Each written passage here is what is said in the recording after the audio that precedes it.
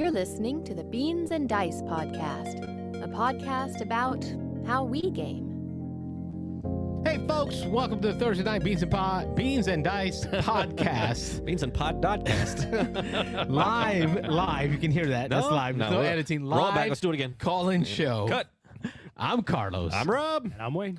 And we are live from Studio B. One of the. It's been a month or been a couple of months since I think we've had Studio B filled in this way with the three of us. Yeah, all three of us live and in person. Yeah, you got Carlos, Rob, Got your own camera? Oh, I don't and got my own Wayne camera. all in there. Wayne's got his own You're camera. not cool enough to get a Jeez, camera. Yeah, man. the board's cooler than you are, Rob. Oh, the board beat me on the, Wow. the priority list, huh? The board stole your camera. Yeah. Shows what he thinks of you. Mm-hmm.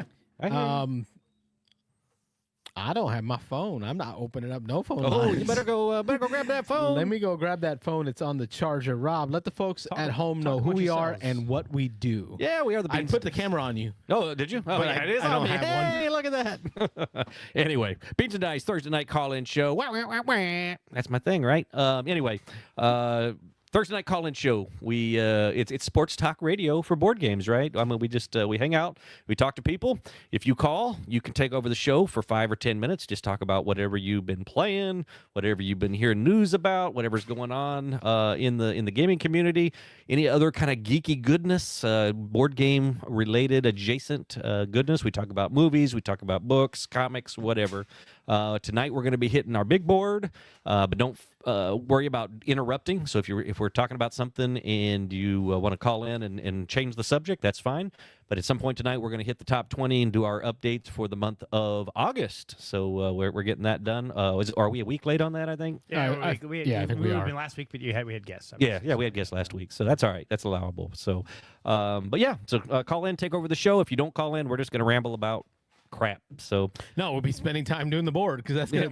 yeah. It depends on how many games were played. Yeah, we'll Yeah. run through our games for the month, and then And how brief Rob's brief it ends up being. There's Oh, no yeah, such yeah. thing as Rob. no, it's not brief. No, everything's long. So anyway, everything is long. Everything. Hey-o. There you Nice. go. But anyway, And that's what you can expect from us. It's all right.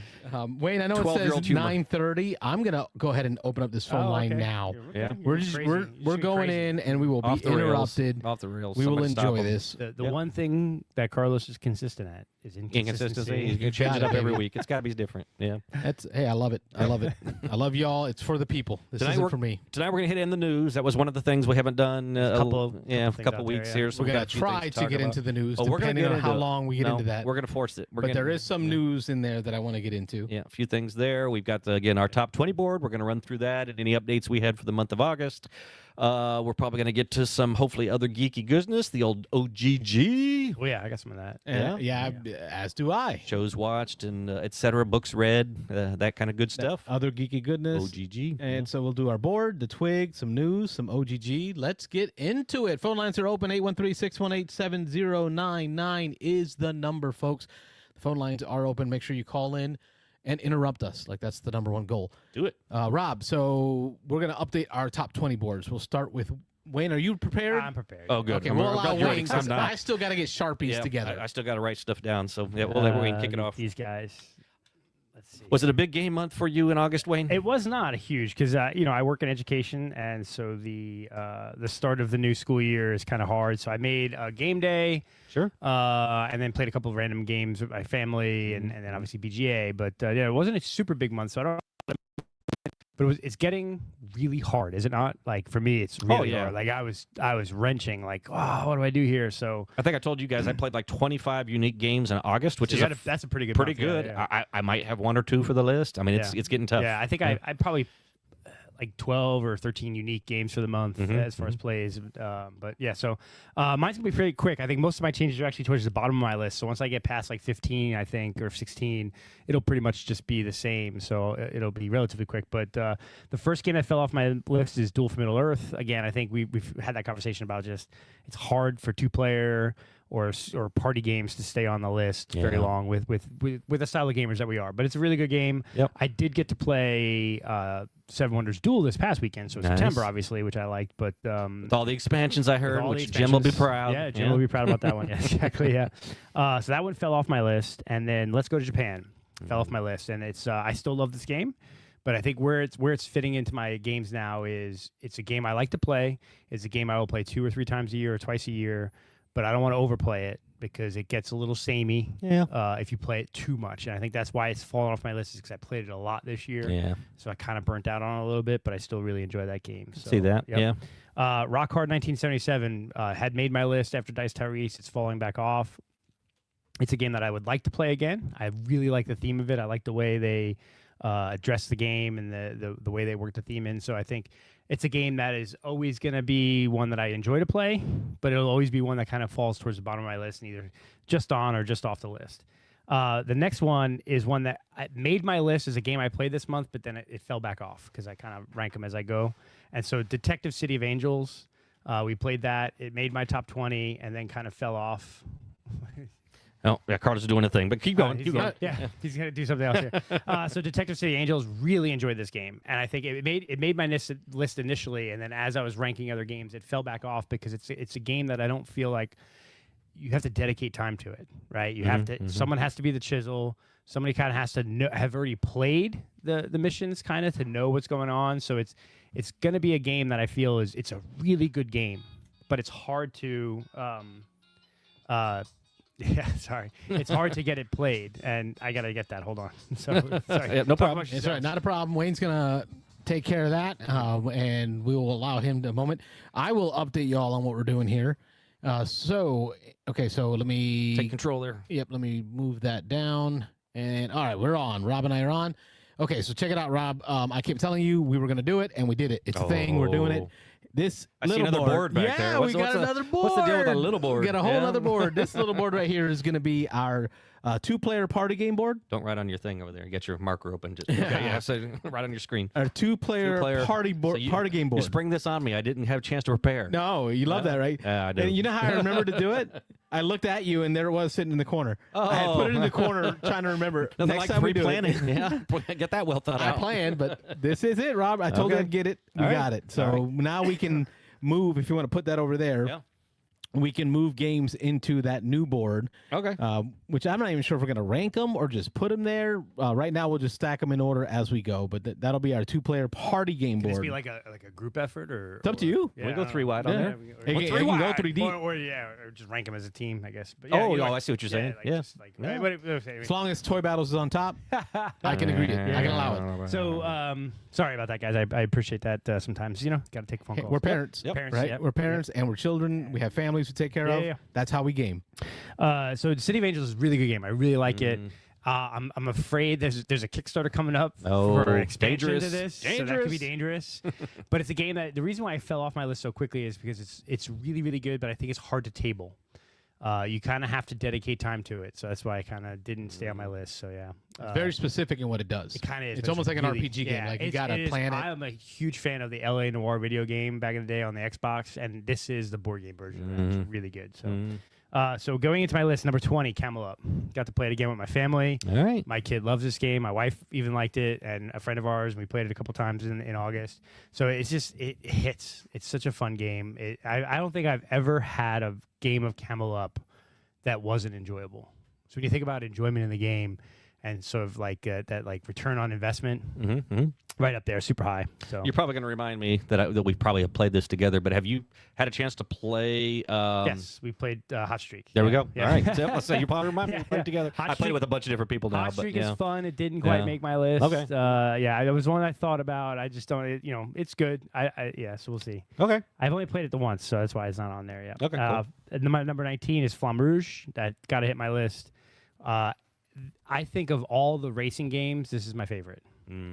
Thunder Alley is quickly getting there. Oh, Thunder Alley's this good. season. Yeah. It's going to help. We're going to talk, yeah. We're doing a season. And my biggest issue with racing games in general is, a lot of racing games seem to always have a runaway leader problem, right? Where somebody gets ahead and then they have to really mess up for everyone else to catch up. Right. You see that in Heat. You see that in what's the one over here? Hold on. Yeah, not Flamme Rouge, not Thunder Alley. Downforce. Downforce. Yeah. But with Flamme Rouge, there is a catch-up mechanism, right? The packs, the drafting, and you never really feel like you're really left behind in that game. So I just always, of almost all the racing games I've played, I think Flamme Rouge is the one that consistently hits for me. So when we played it at the game day, yeah, I just enjoyed it. It's because you're kind of relying on the other people and the other racers to pull you along, and there's sort of this semi-cooperative, but at some point you're not going to be cooperative and you're just going to break off and try to race to the end. So Flamme Rouge has always been a hit, so that's why I made my list over the other two. good one. I like it a lot. Yeah, Rumble Nation, I had played it again. I dropped it a little bit. It's still on there, though? Still on there. Still a popular game. It's still I like it because it hits quick. Yes, there's some luck factor in the dice, and it can be pretty swingy where the winner just crushes everyone because they get a rumble going, a momentum. But for production value and the quick of play, it just hits for me. So Rumble Nation stays on there. Good choice. Yeah. Crusaders, I will be done. Kind of on my list. Been on there all year. And my number 16 on the Underground. This one could go higher. Or is that Freedom, the Underground Railroad? Oh, you're right. Yes, right. yeah, Oh that's God. right. Yeah, that's a different game. Yep. But yes, I thought that's what you meant because we played this together at the game day. So this is Freedom, the Underground Railroad. Yeah. And I kind of know that because I might have just written it down myself. There you go. Yep. I was on the Underground. I always get those mixed up in my head. Yes, the Underground's a route building Route building. game. Yeah. So Freedom on the Freedom, the Underground Railroad. This one could easily go higher. I've wanted to play this game for years. Yeah. I've always shied away from buying it. It's a very thick theme. Can be pretty depressing theme. It's heavy. It's yeah. heavy. Mm-hmm. But man, it really just hits. It nails the theme. There are gut wrenching decisions as far as when you're moving. Quite frankly, when you're moving the slaves north, getting them off ships, how you manipulate them to get them around the slave catchers. And on Freedom on the Underground Railroad, you're basically cooperatively playing as members of the Underground Railroad trying to get slaves before the Civil War out of the South up to the North, up to Canada. So it is extremely historically accurate. Each card is accurate to the time in which events took place or people from the time, and you can read little and you know me, I've always talked about the history, and I love the history part of games. So for a cooperative Euro type game, I mean, it's cooperative, it's Euro, it's historical. I mean, it's just checking a lot of boxes for me. The reason why I maybe didn't go super high on my list to begin with is, one, it's pricey, right? Yeah. It's not necessarily not always in print, and it can be a little pricey. It's hard to find. And it's one that you have to have a right group, and it can be heavy. So it's not one that, like, this is, I can't imagine this being a game I'm playing every weekend, right? But it's a really good game. It's just, the cooperative Euro of it is just phenomenal. I love the way it works. I liked it a lot, yeah. Then I'm going to kind of run through because I think I don't really have any other changes for this week, but I've got Stone Age still on my list. Toy Battle, I kind of dropped it a little bit just because I haven't been able to play it as enough. Yes. And Being two-player only. Player only. Been playing it online, and I can see I like it, but again, I don't know if it's the kind of game that I can play a lot, or will you burn out on it after a little while? I need to start playing different maps, I think, is what needs to happen there. So Toy Battle's there. Yeah, maybe. And then I think the rest of my list is pretty much the same, so I'm going to go Viticulture. Not much else to say about these games, so I'm just going to run through them. So Viticulture. Classic. The Finspan, Worm Springspan combo, Creature Comforts, Fromage, Maracaibo, Lords of Waterdeep, Madeira, SETI at number 6, which if I play it again would probably go higher. Yeah. I'm contemplating buying it. Yeah. It's on my You list. just played it the one time? Just the one time so Okay. far, Yeah, So yeah. that's why I need to play it again, Yeah, we need to play. Star Wars Battle of Hoth, which will probably move again next month because I just played it again. So I've been playing that a bunch. And Star Wars Battle of Hoth has led to me playing a ton of Memoir 44 online last month too, too bad I had to wait for it to come out in retail to be able to play it. Y'all got an early play thanks to Dice Tower. Have you played it, Ed? Yes. Okay, so we got to talk about that. Do they have Commander? I assume they don't on BGA. I know they have Memoir. They have Memoir, but they don't have the big 8-player. I don't think so. Maybe epic, epic Commander version, or what do they call it? Is it Commander? That'd be interesting. Yeah, we need to look into that. Yep. Tyrants of the Underdark at 4, Ostia at 3, Obsession at 2, and Concordia at 1. Mm.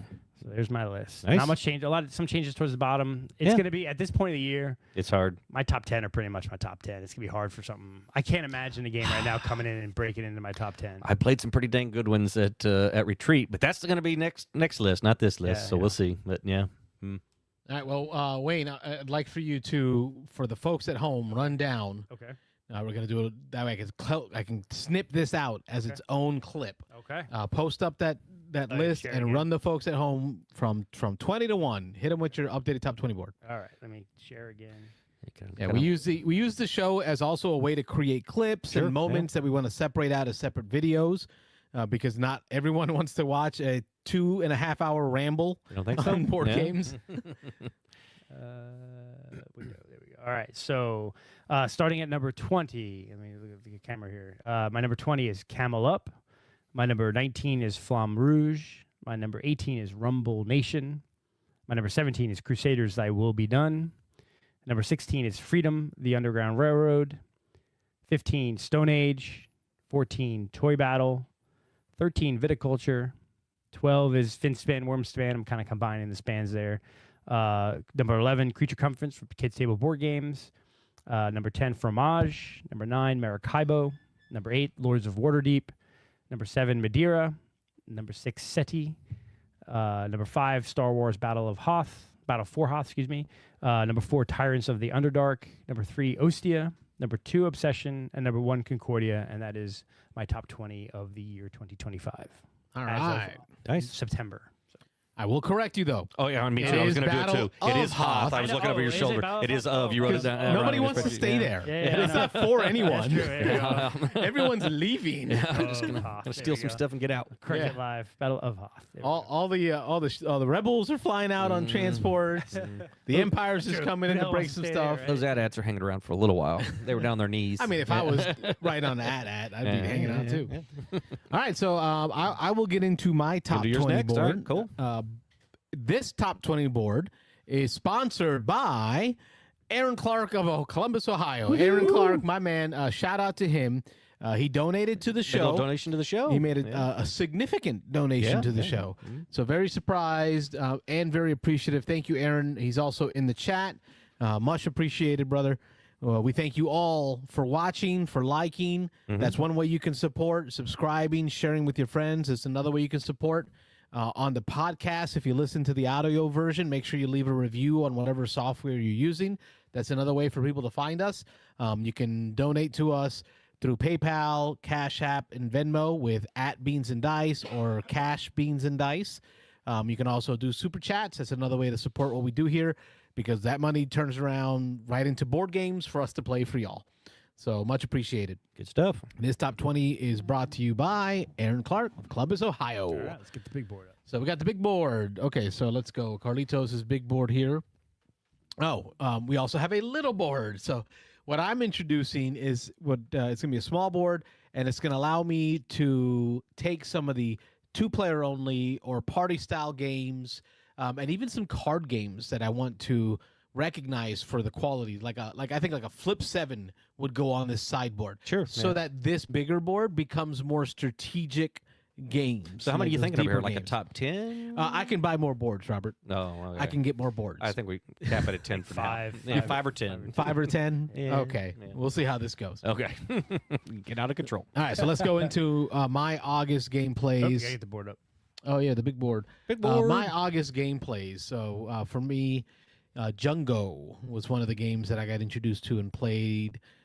It is a great, I would call the Diet Coke or the Coke Zero of Scout.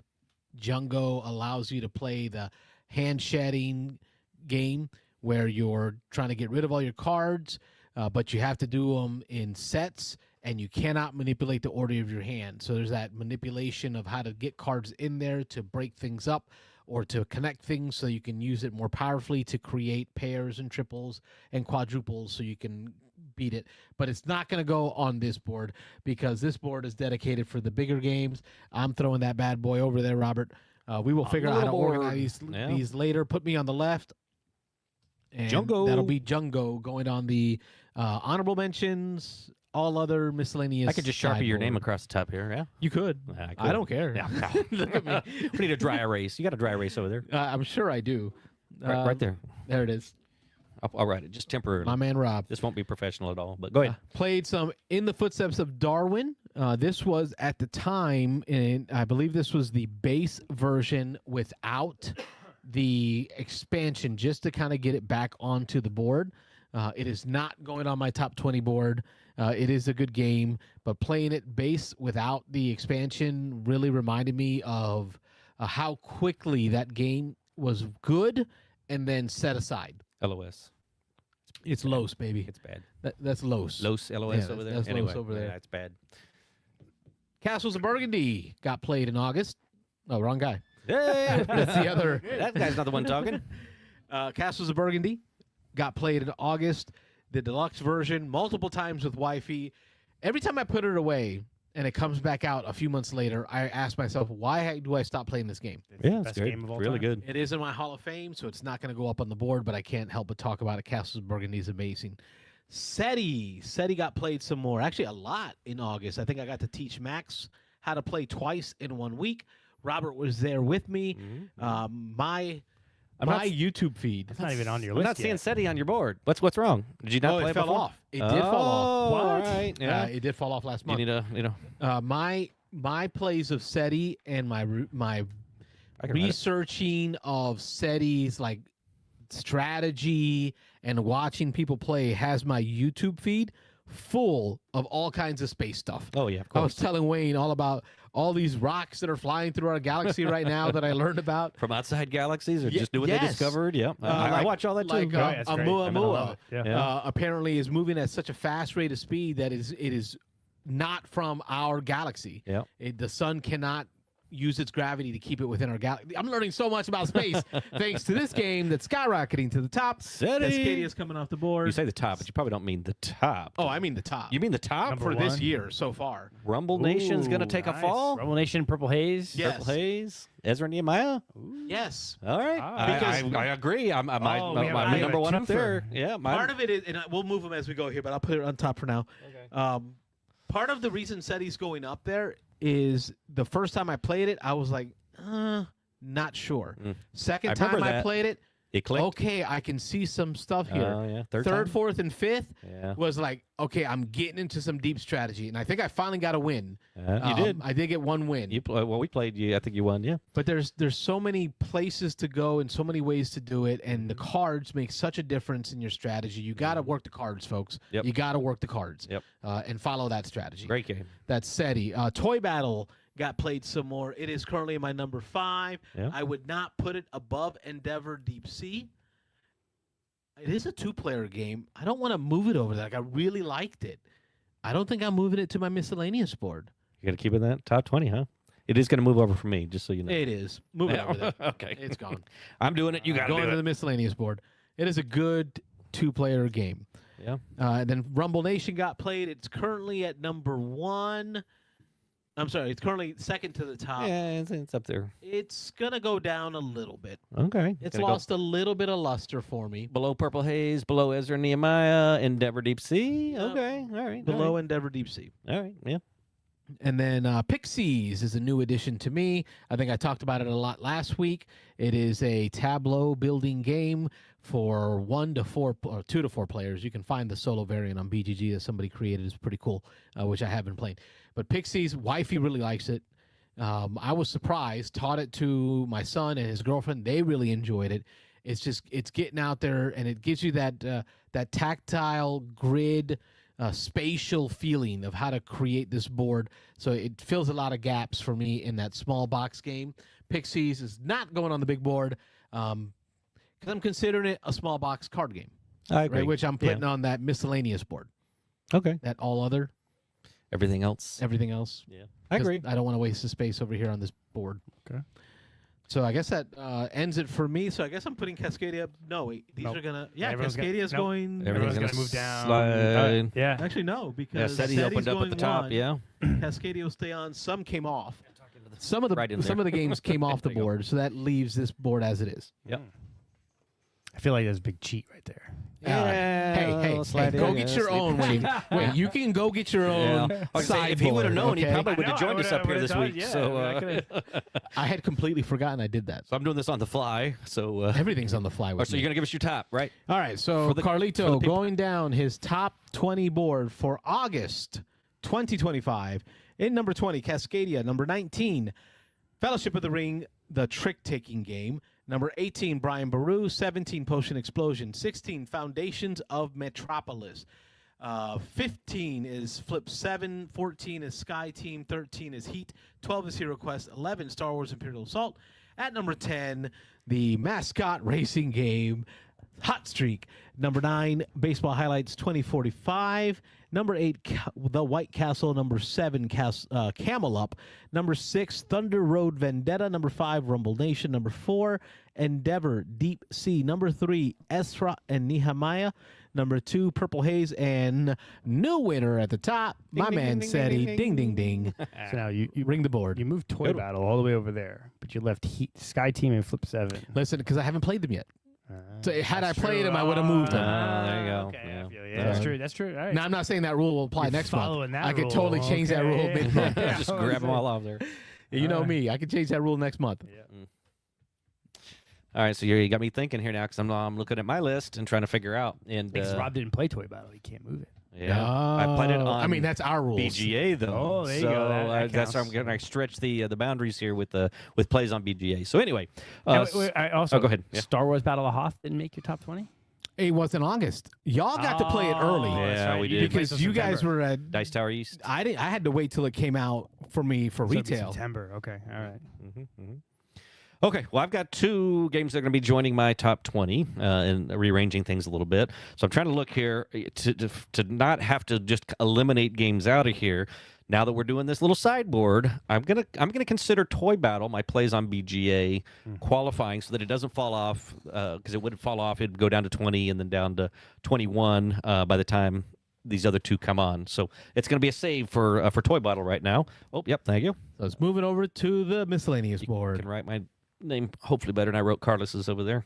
Anyway, so this is, I'm trying to see if there's one more I can get off here to save Unconscious Mind so that it doesn't fall off the bottom. If I played any of these other little party 2-player games, the thing with me is a lot of those didn't make my list to start with because I had that. You're a jerk. Yeah, because I had that rule thing. Oh, 'Cause you're we a got a jerk. caller. There we go. Oh, yeah.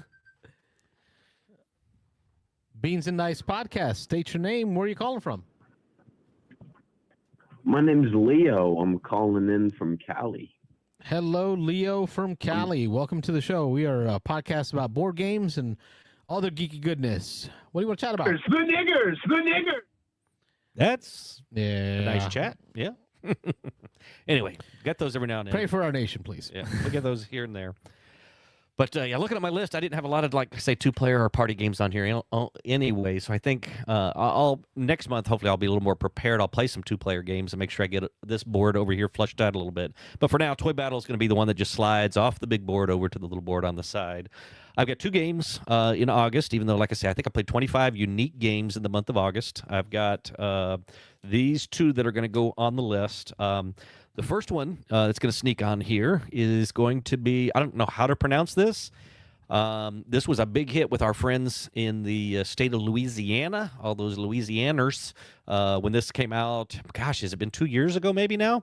And I know BJ and Mitchell and all those guys, Connor, all were talking this one up, and it had been on my radar since then. I was like, this is a game that I got to play. It's an Uwe Rosenberg.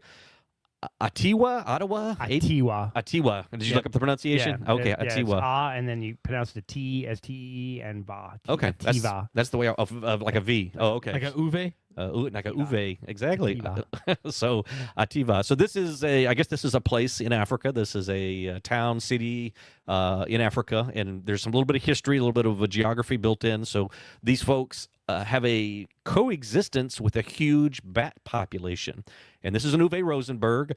And this, so I love me some Caverna, Agricola, tons of games that he's done. Glass Road, just all those games. So he's got the feed your people mechanism. He was big on that. A lot of his games, you got to save resources at the end of the round. You got to feed your people or fuel your ships or do whatever you got to do.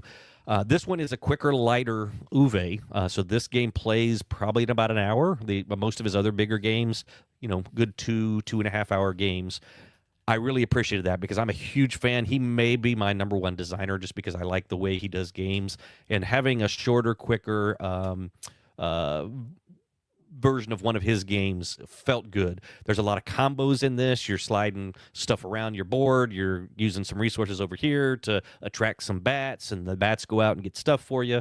I guess these folks in Africa, they part of what they do is they harvest a lot of stuff from the bats, and what I mean by that is the guano and the seeds and stuff that they eat and they excrete. They get all that stuff for coffees and all that kind of stuff and sell it around the world. Nah, And bro, so- I've seen Ace Ventura: Pet Detective. Oh yeah, I've been there. Yeah, out the back. Yeah, crawling out of the back of that hippo. Well, whatever. But anyway, so this is really good. So this gives me that uve flavor. It's got all, you can tell basically it's an uve game when you're playing it. And so this is going to hit my list. For now, I'm going to put it actually right here. I think where Toy Battle slipped out of. So I'm going to put it in my 19th spot for now, just above Unconscious Mind.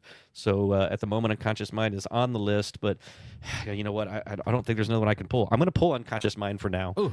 I got to play it again. I've only played it once, and I need to play Unconscious Mind again. I know Jim owns it now, Nick owns it now, so I'm going to get a chance. So that's actually going to slide Tiva down to the 20 spot.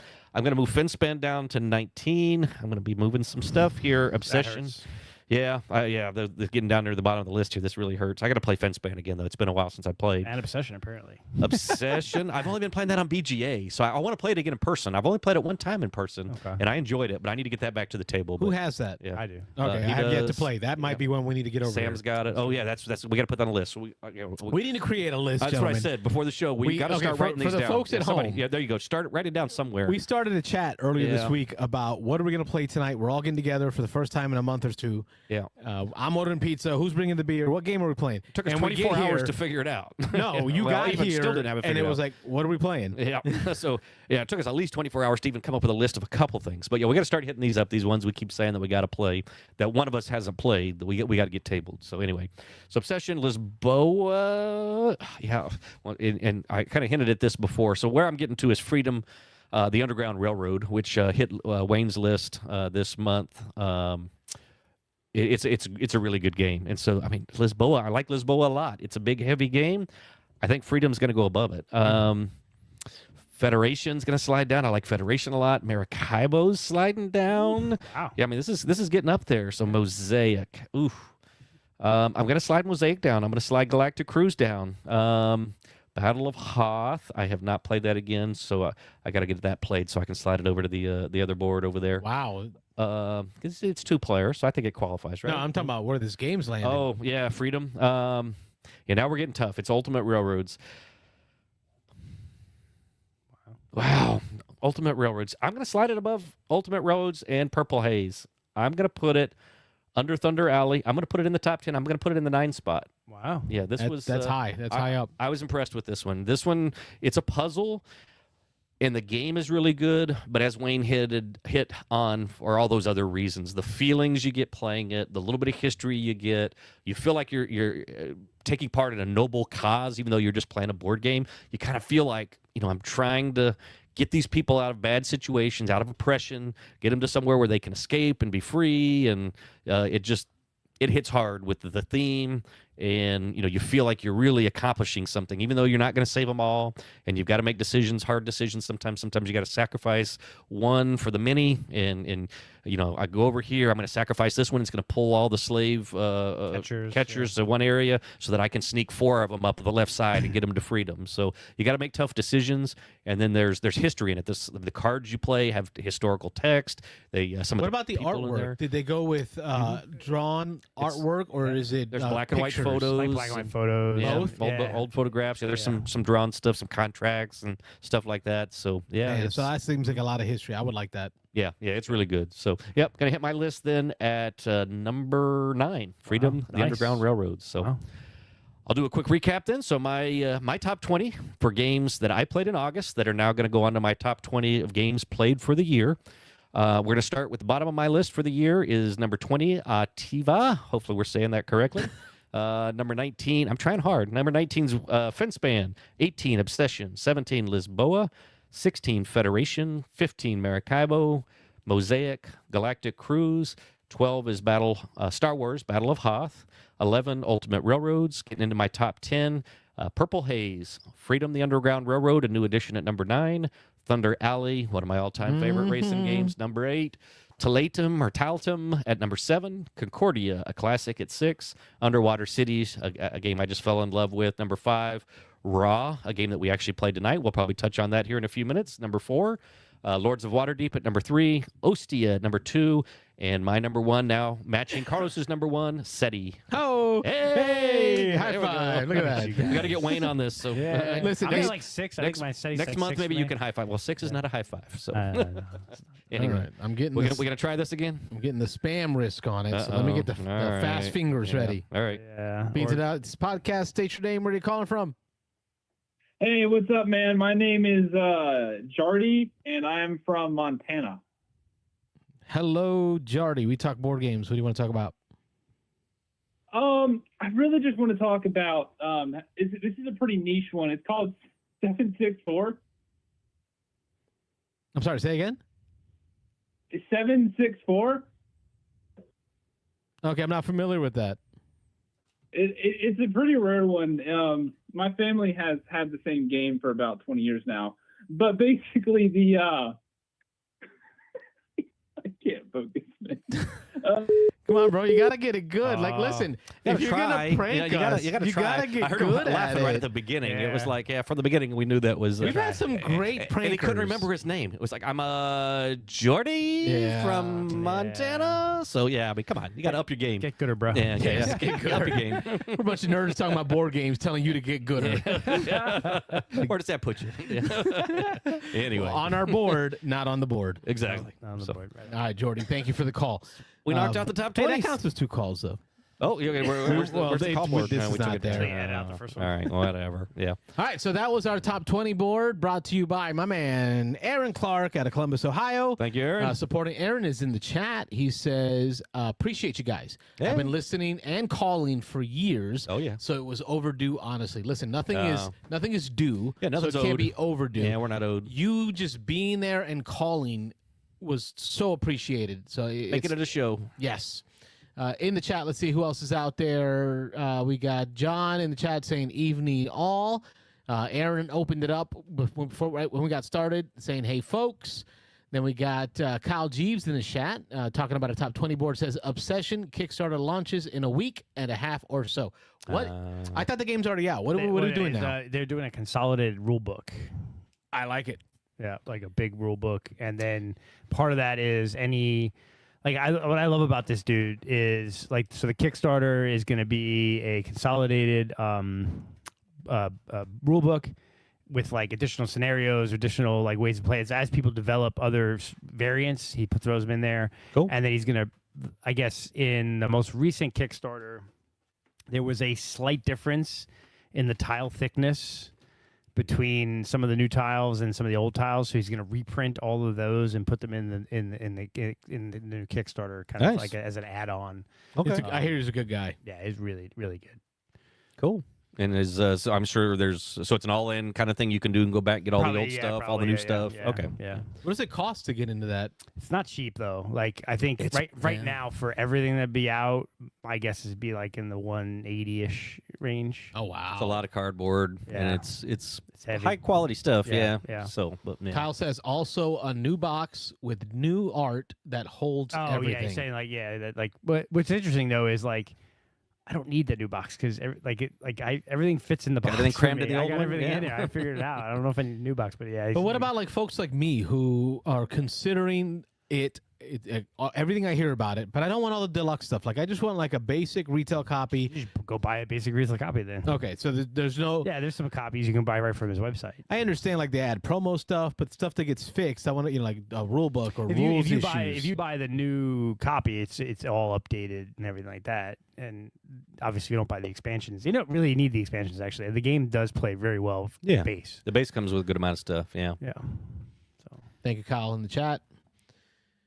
Now let's get into our twig. We'll go through our This Week in Gaming games that we've played this week. Let's start off with some of the games that got played tonight. Let's knock that out because that's a conversation for all of us. Order, yeah. I got a chance to teach you guys how to play Wrath of Fire Mountain. Wrath of Fire Mountain came out last year. It was on my list because of these two things.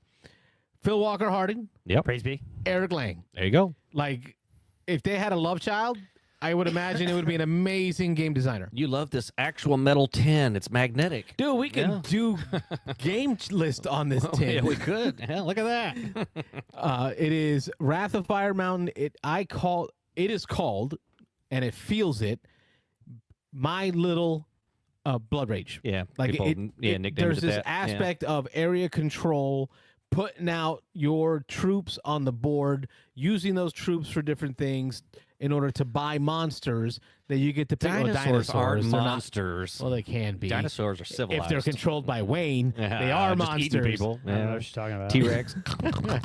So you buy monster or dinosaurs to put them out on the board, and just like Blood Rage, you get to put your colored ring on that dinosaur and love you it? not control it. Love it. Put a ring on it. But I think some of my favorite aspects of the game, not even just the area control aspect, it's the board manipulation piece. The board is not a static board. It is a 4x4 grid, and one of those spaces is a volcano that we all worship. It's our temple we worship at.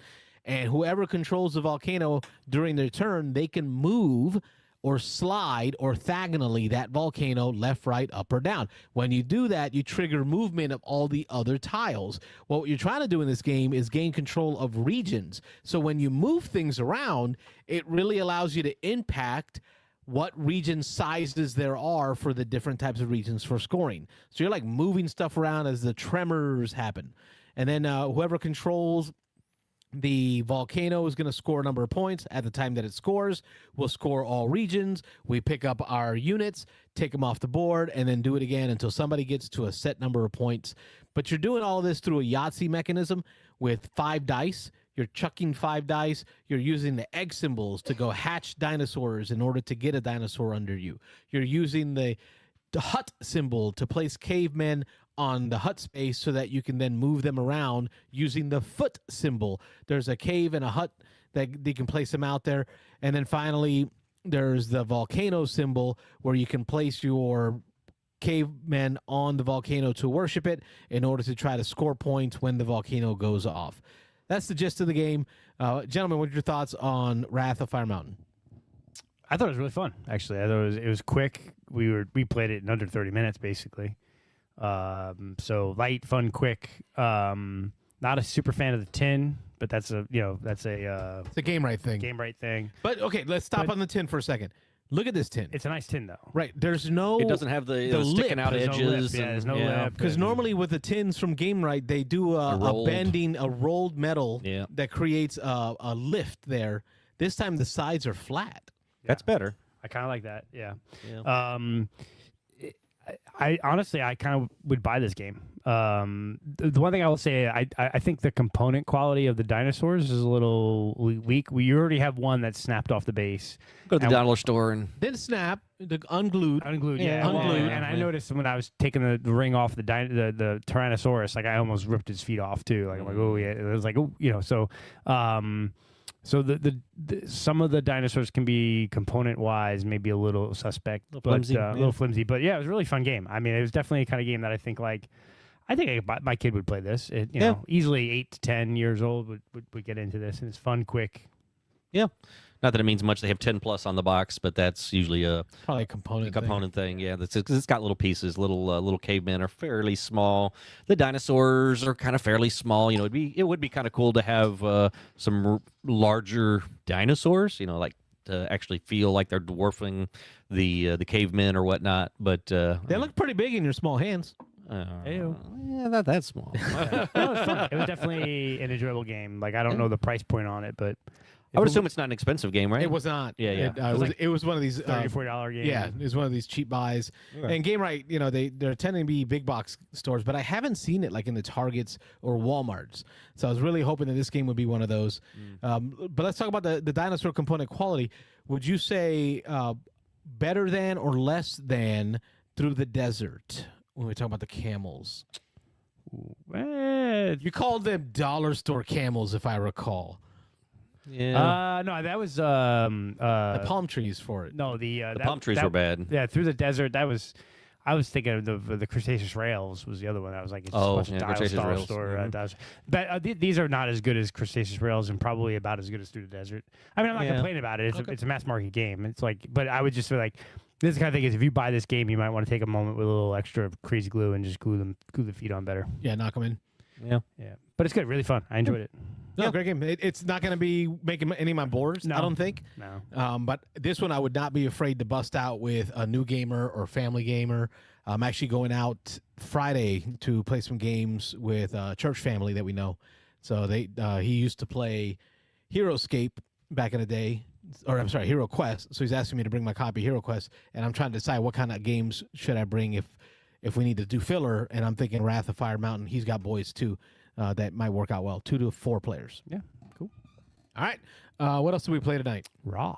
Tell us about Raw. I got to play it for the first time. Y'all, give me a breakdown of Raw real quick for the folks at home that have never played it. I love Raw. I mean, Wayne's probably played it a lot more than I have because I know he discovered it a while back. I've just recently discovered it. I recently. probably played 15 years ago. Yeah, I've played a handful of times in the last couple of years. I say handful. I probably played it close to 10 times. So, it's a bidding game, I guess, is the best way. It's got a few components. There's some set collection going on. There is some manipulation. So, auction. There you go, auction. Closed economy, constrained bidding, push your luck, set collection. Okay, yep, definitely push your luck is in there because you're trying to decide at what point. So basically what you're doing is you're drawing tiles out of a bag. You're putting them out into, let's say, a market. They go out on this board in order. I forget how many spots there are on the board, but as long as you don't matter. Yeah, as long as you don't max out the board, then at any point when it's your turn, instead of drawing a tile, your only 2 options are draw a tile and put it out there, or declare raw. And if you declare raw, there's a big chunky token that you grab and you set in front of you. And when you call raw, you basically are initiating an auction. And it's a closed auction so that everybody has 4 tiles at the beginning of each round face up on their board of different denominations. And no 2 are the same. So like in our 3-player tonight game, I believe the highest was 13? It was 13, 12, 11, 10, 9. So there's one of everything from 1 to 13. And so the starting configuration, they're balanced. The 3 of us get the staggering of numbers that are balanced. So whoever's got the 13 also has the 1. They have the strongest and the weakest. But anyway, once someone determines, hey, it's time to have a auction, or if you draw the red raw tile out of the bag, it's a forced auction, I call it, where you're required to then do the raw and start an auction. But it's a one-shot deal. You go one time around the table. It plays 2 to 5 players. Everybody has one option to take one of their bidding chips and make a bid on acquiring all the tiles that had come out during the drawing phase. And so, again, sometimes it's 1 tile, sometimes it's 6 tiles. And so it's kind of a push your luck part there. Is do I want to keep drawing tiles and make this auction juicier and juicier?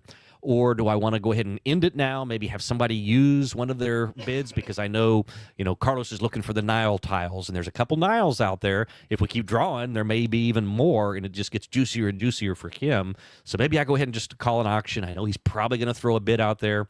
Once you've used up your 4 bids, you're out of the round. And so if other people still have bidding tokens, they keep playing without you.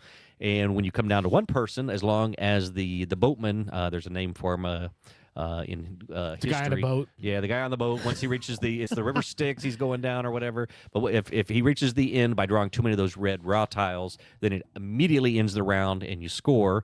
But if you can get it to where everybody else has used all their bids when you are the only one with a bid left at the end of the game or at the end of the round, you can just keep drawing tiles and tiles and tiles and putting them out there and kind of pushing your luck, hopefully not to draw too many of the red tiles, which will end the round without you getting anything. So it's fun. It's a great game. I know Wayne said he probably thinks it's best at 3 or 4. I've played it a bunch at 4 and 5, and so 4 is fun. 5, there's a little downtime, but again, when there's 5, you kind of can chat a little bit and kind of get into the thing. But it's fun to have a group of people being, oh no, you need to go ahead and you need to force this bid. Go ahead and do it now, and people encouraging each other, and then push your luck. Sometimes when you're down to just 1 or 2 people, you're like, oh, y'all can draw some more tiles, and you're just hoping they draw those raws, and it ends the round and nobody gets anything. So yeah, lots of interaction in it. It's fairly quick once you know how to play the game.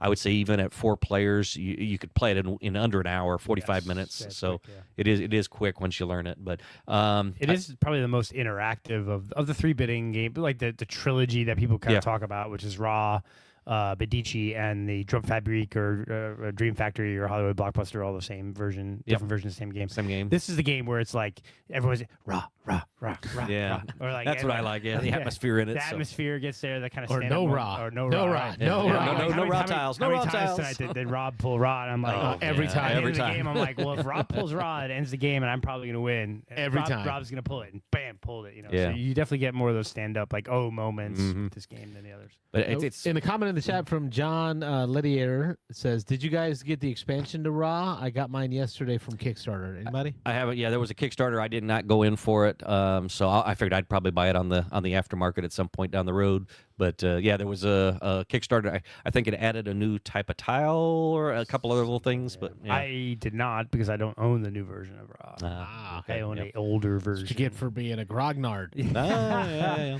I actually, we've been. I mean, we had my buddy Kevin. I think owns like a version from at least 15, 16 years, like one of the 15-year-old versions. And I think I got the one that came out like 5 or 6 years ago. Okay. I picked that up used actually because people bought all the new fancy one. It's a good. Is it the same stuff? It's all the same stuff. It's just different. The iconography is maybe not as clear as the new one. The new one definitely does a better job of making it exceptionally clear, the iconography. Okay. In some of the older versions, it was a little bit muddier. It was a little bit more tannish and grayish, and things didn't pop as much as the new version. But really, it's the same exact game. Tan and gray, Tan and right gray. up your alley. Right up my alley. Yeah, there you go. First impressions, Carlos. Yeah, for your first play. first time player.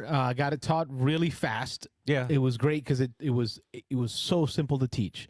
And I've heard you guys talk about it so much, and I've listened to you guys talk about it and your love for it. And it's a bidding game, and I'm not a huge bidding game fan. We know this, but there are some bidding games that I really enjoy when they can get that mechanism right. So let's get right to it.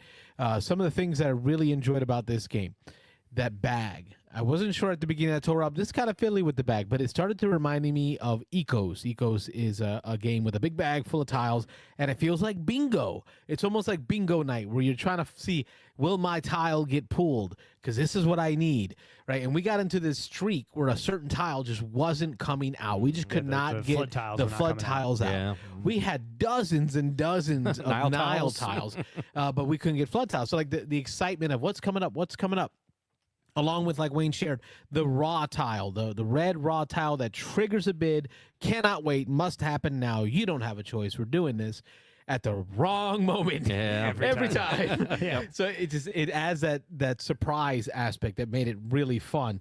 Let's see what we got here on this call. Beansanddice Podcast, state your name, where you calling from.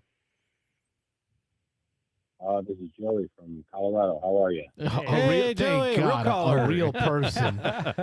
These prankers, Had a couple man. pranks tonight. Oh, I heard. Yeah, what were you guys getting pranked earlier? We got Couple two of them, them. yeah. Just two of them. I gotta go now. See, the problem is now I gotta go back and edit. Yeah. At least the one. You got So that hated because I can't publish it in audio format with those words. Like I can't do that. Yeah. It's very rare. What's funny is Was there like some naughty pranks or just like some good-natured? One guy tried good nature, but he failed. The other guy was just being a jerk and threw some words out there that I can't repeat. Yeah. Yeah, but it's interesting though because I've been on the show almost 5 years now. Wow. Something like that. Yeah. Crazy, and you guys have been doing it longer. It goes in cycles. You'll get 2 or 3 in one night, and then nothing for like a year. Yeah. It's probably been a year since our last prank call. So Yeah. it is what it is. Yep.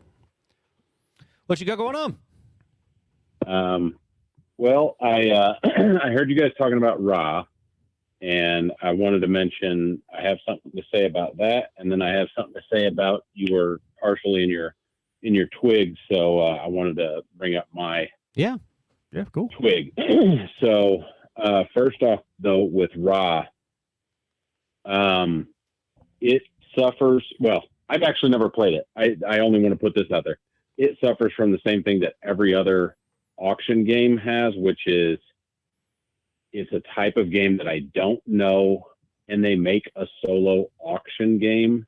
And I just want to throw, I know you haven't gotten it yet probably, but For Northwood was the first solo trick taking that I had seen, and it works. It's almost like a one of one, it's so good, in my opinion.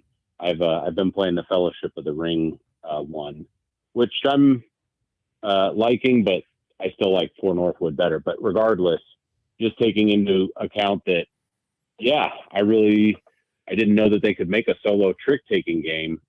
Do you think they could make a solo bidding auction game? Because Auction. that's There one of is those one. where we were talking about, if you play two-handed. So, oh yeah, Yep. Let me put you on it. My game right there over Rob's head. oh sure. Furnace. Mhm. So Furnace, in its main function, in its standard version, comes with. I've heard people like it. Yes. There's so much to it. It's so deep. But it has the ability to be played solo using a die, right? Or you can play 2-player where you add that solo element to make it more competitive at 2.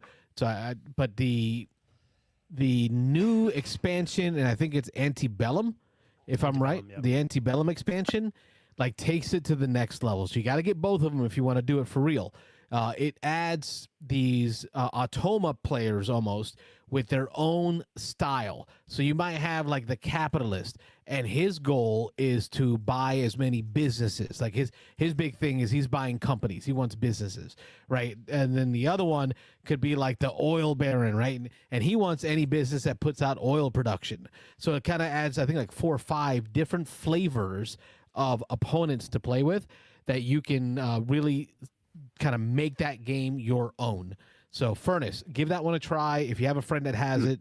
I can't remember if the one no, okay, so Someone in the has original brought box, it to one of our game nights, but we haven't played it. in the original box it's 2-player only. When I bought the expansion is I think when the solo really hit.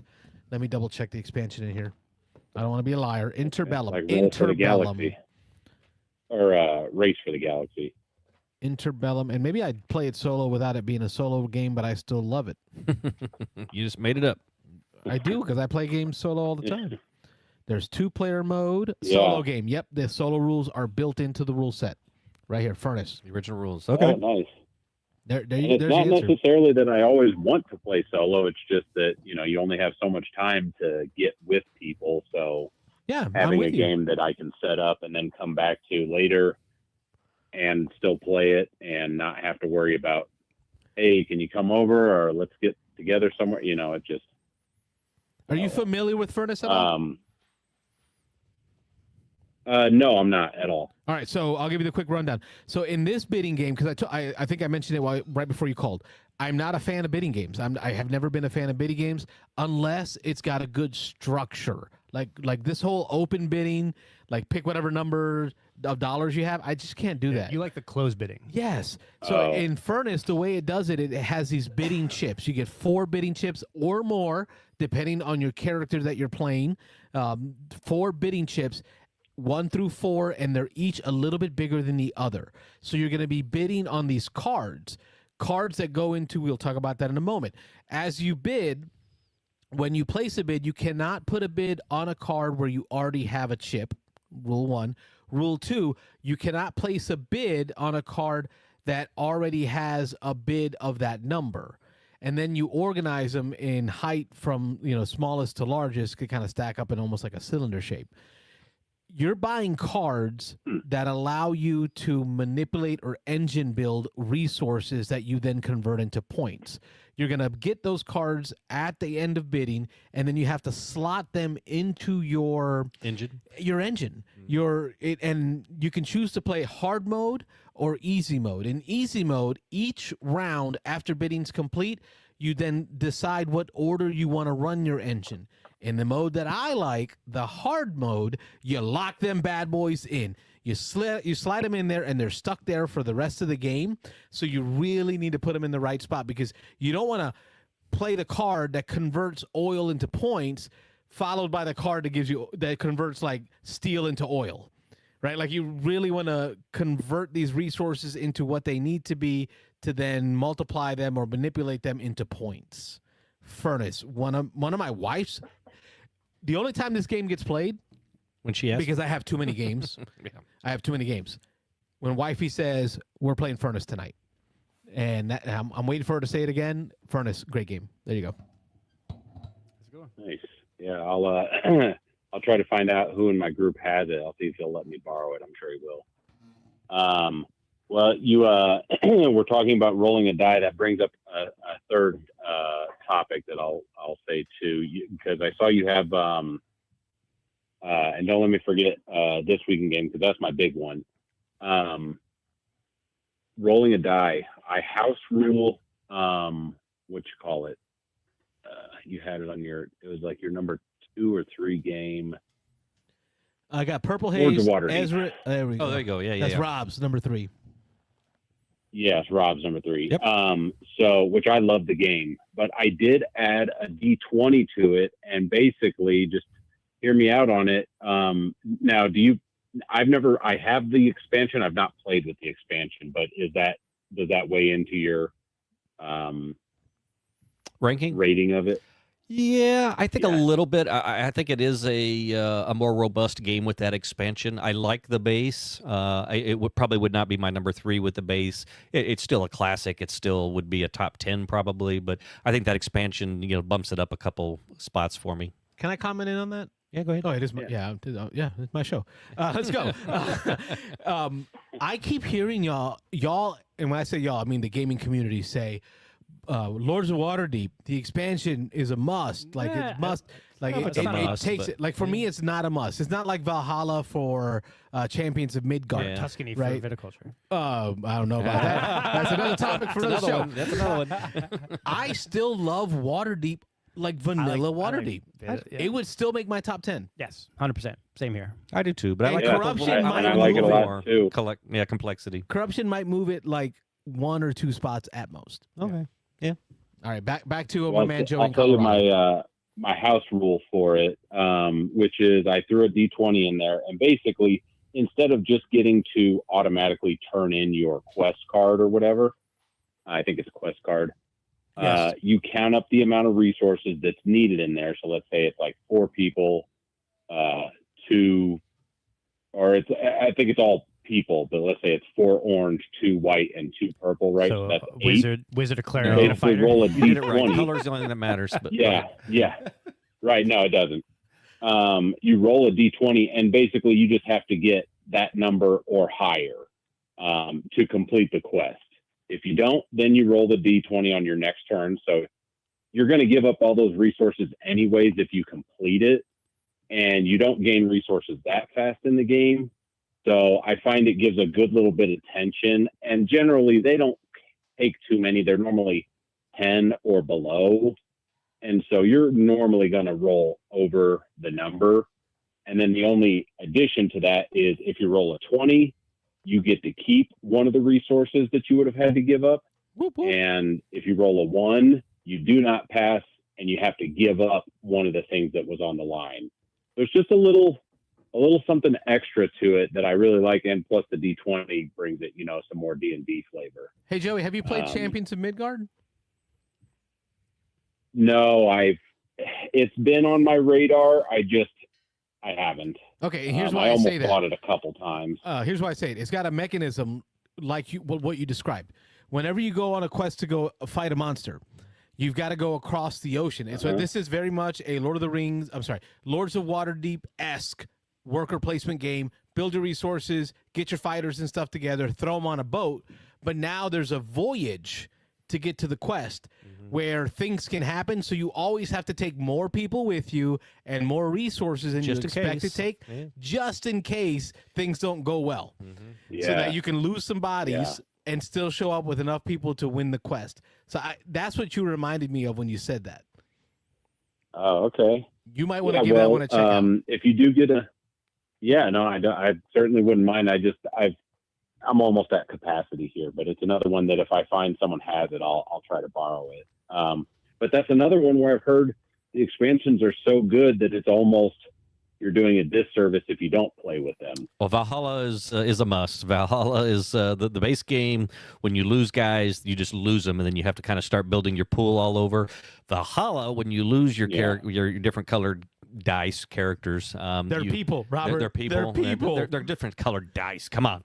You get little chits for each one of them. That Call match him the by color. his name. Yeah, there you go. And then they have there's a shield maiden and there's whatever. But anyway, you get little chits for each one that you lose, and then there's a set collection thing that you can trade in a group of chits to get some kind of extra die or a bonus on your next roll or whatever. So it actually gives you something for going in and just getting slaughtered. So yeah. Yeah. Well, if I get the chance, I definitely would play. And that's a game that looks great. I've seen it. But it's also one I think that they suffers from, I think it was a Kickstarter. And then if you are going to try to kickstart it, there's the whole FOMO thing where if you don't back it at the top level, you're going to miss out on all these cool little pieces or these capabilities, functionalities of the game. And it's like, yeah, you can buy it. It's going to be $150. Yeah. I would say base game with Valhalla, and you'll be fine. Mountains is like, I never go to the mountains. Oh yeah, They're in the top right corner. Yeah. I never go to the mountains. So the mountains expansion is kind of not necessary. Just add you a couple more That's types what of this dice. is all about. We got to talk it out. Yep. Yeah. But I would say base game and Valhalla, and you'll be fine. Or find a friend. Okay. All right. I appreciate that. All right. So then I'll bring up my twig, which was just something that I don't know.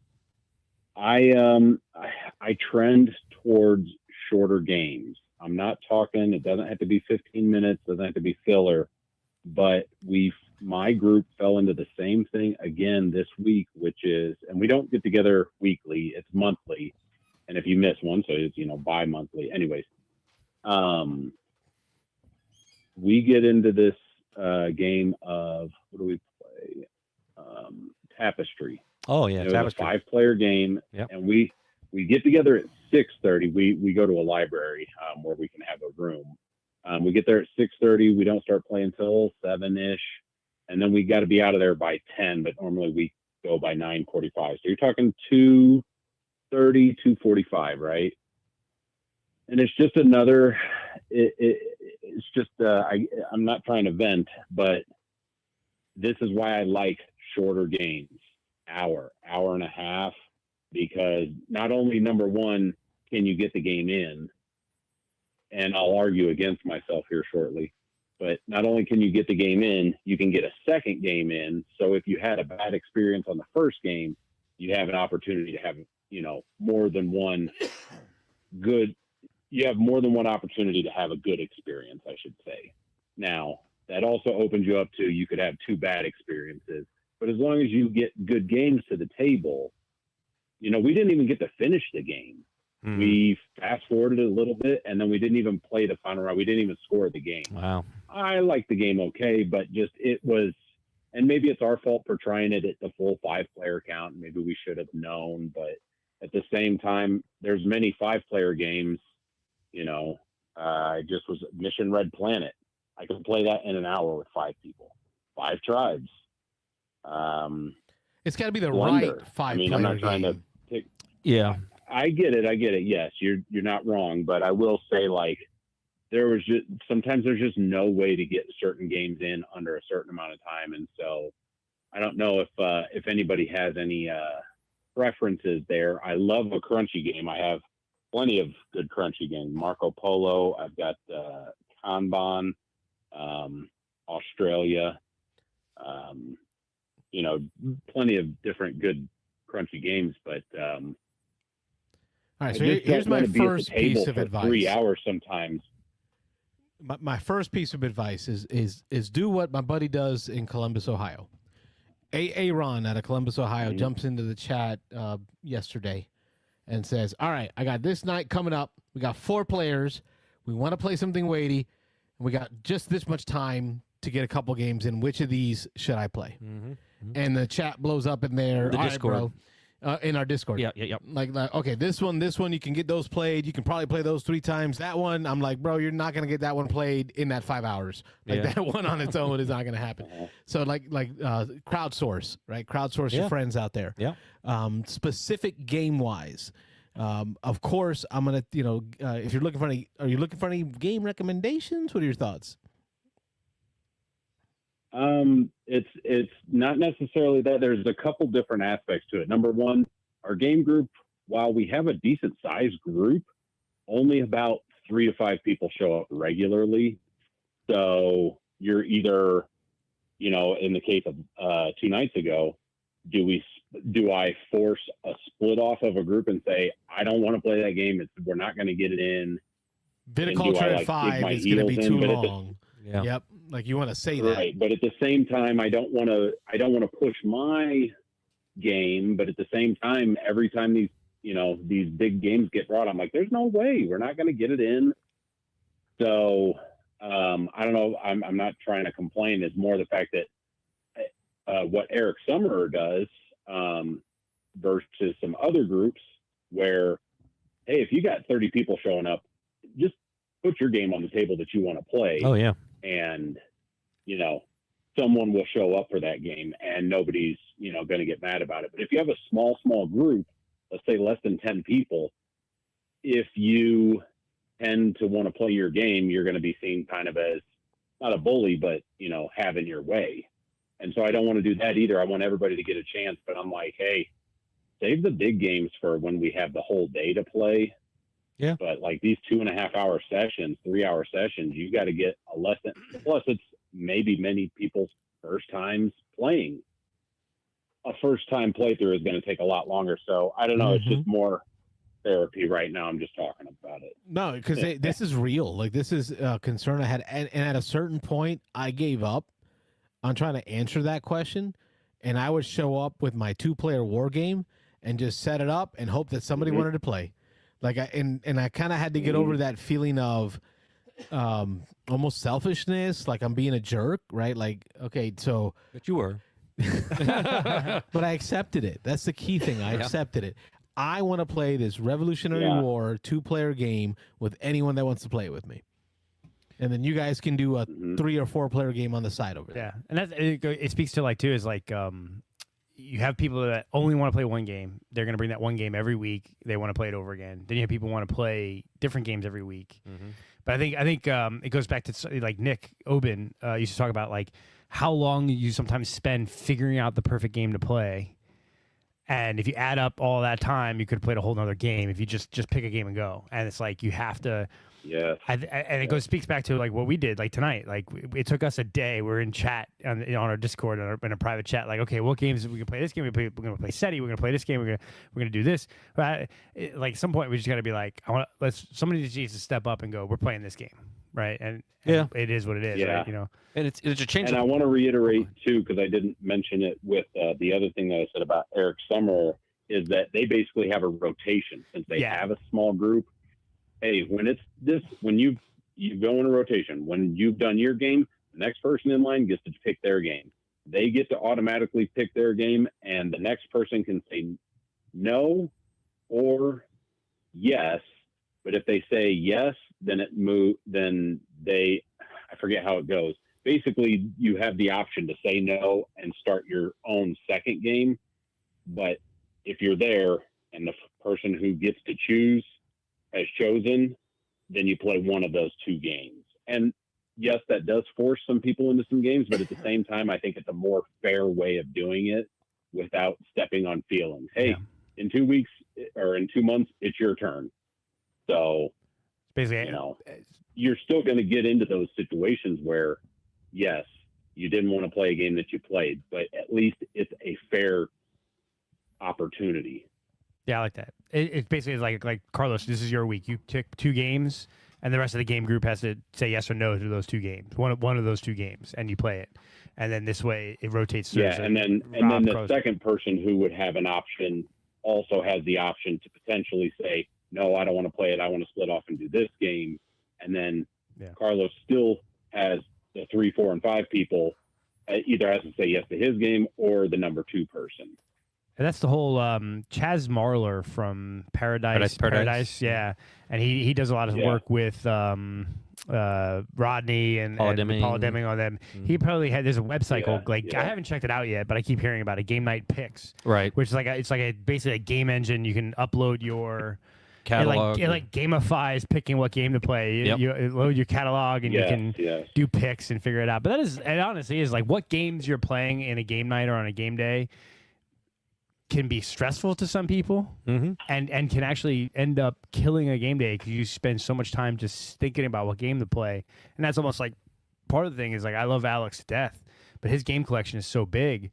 Like, where we have our game days currently, Alex has probably got 2,000 games. You got to be pushing it, yeah. Easy. And it's like you're there and you're like, well, what game we're going to play next? And you see this giant wall that goes the entire length of his house with 2,000 board games and you're going... don't know where to start. It's like analysis paralysis of just like what. That's why it's like I think you got to go to a game day with these are the 5 games I'm going to play today. Or I'm going to play 3 of these 5 or whatever.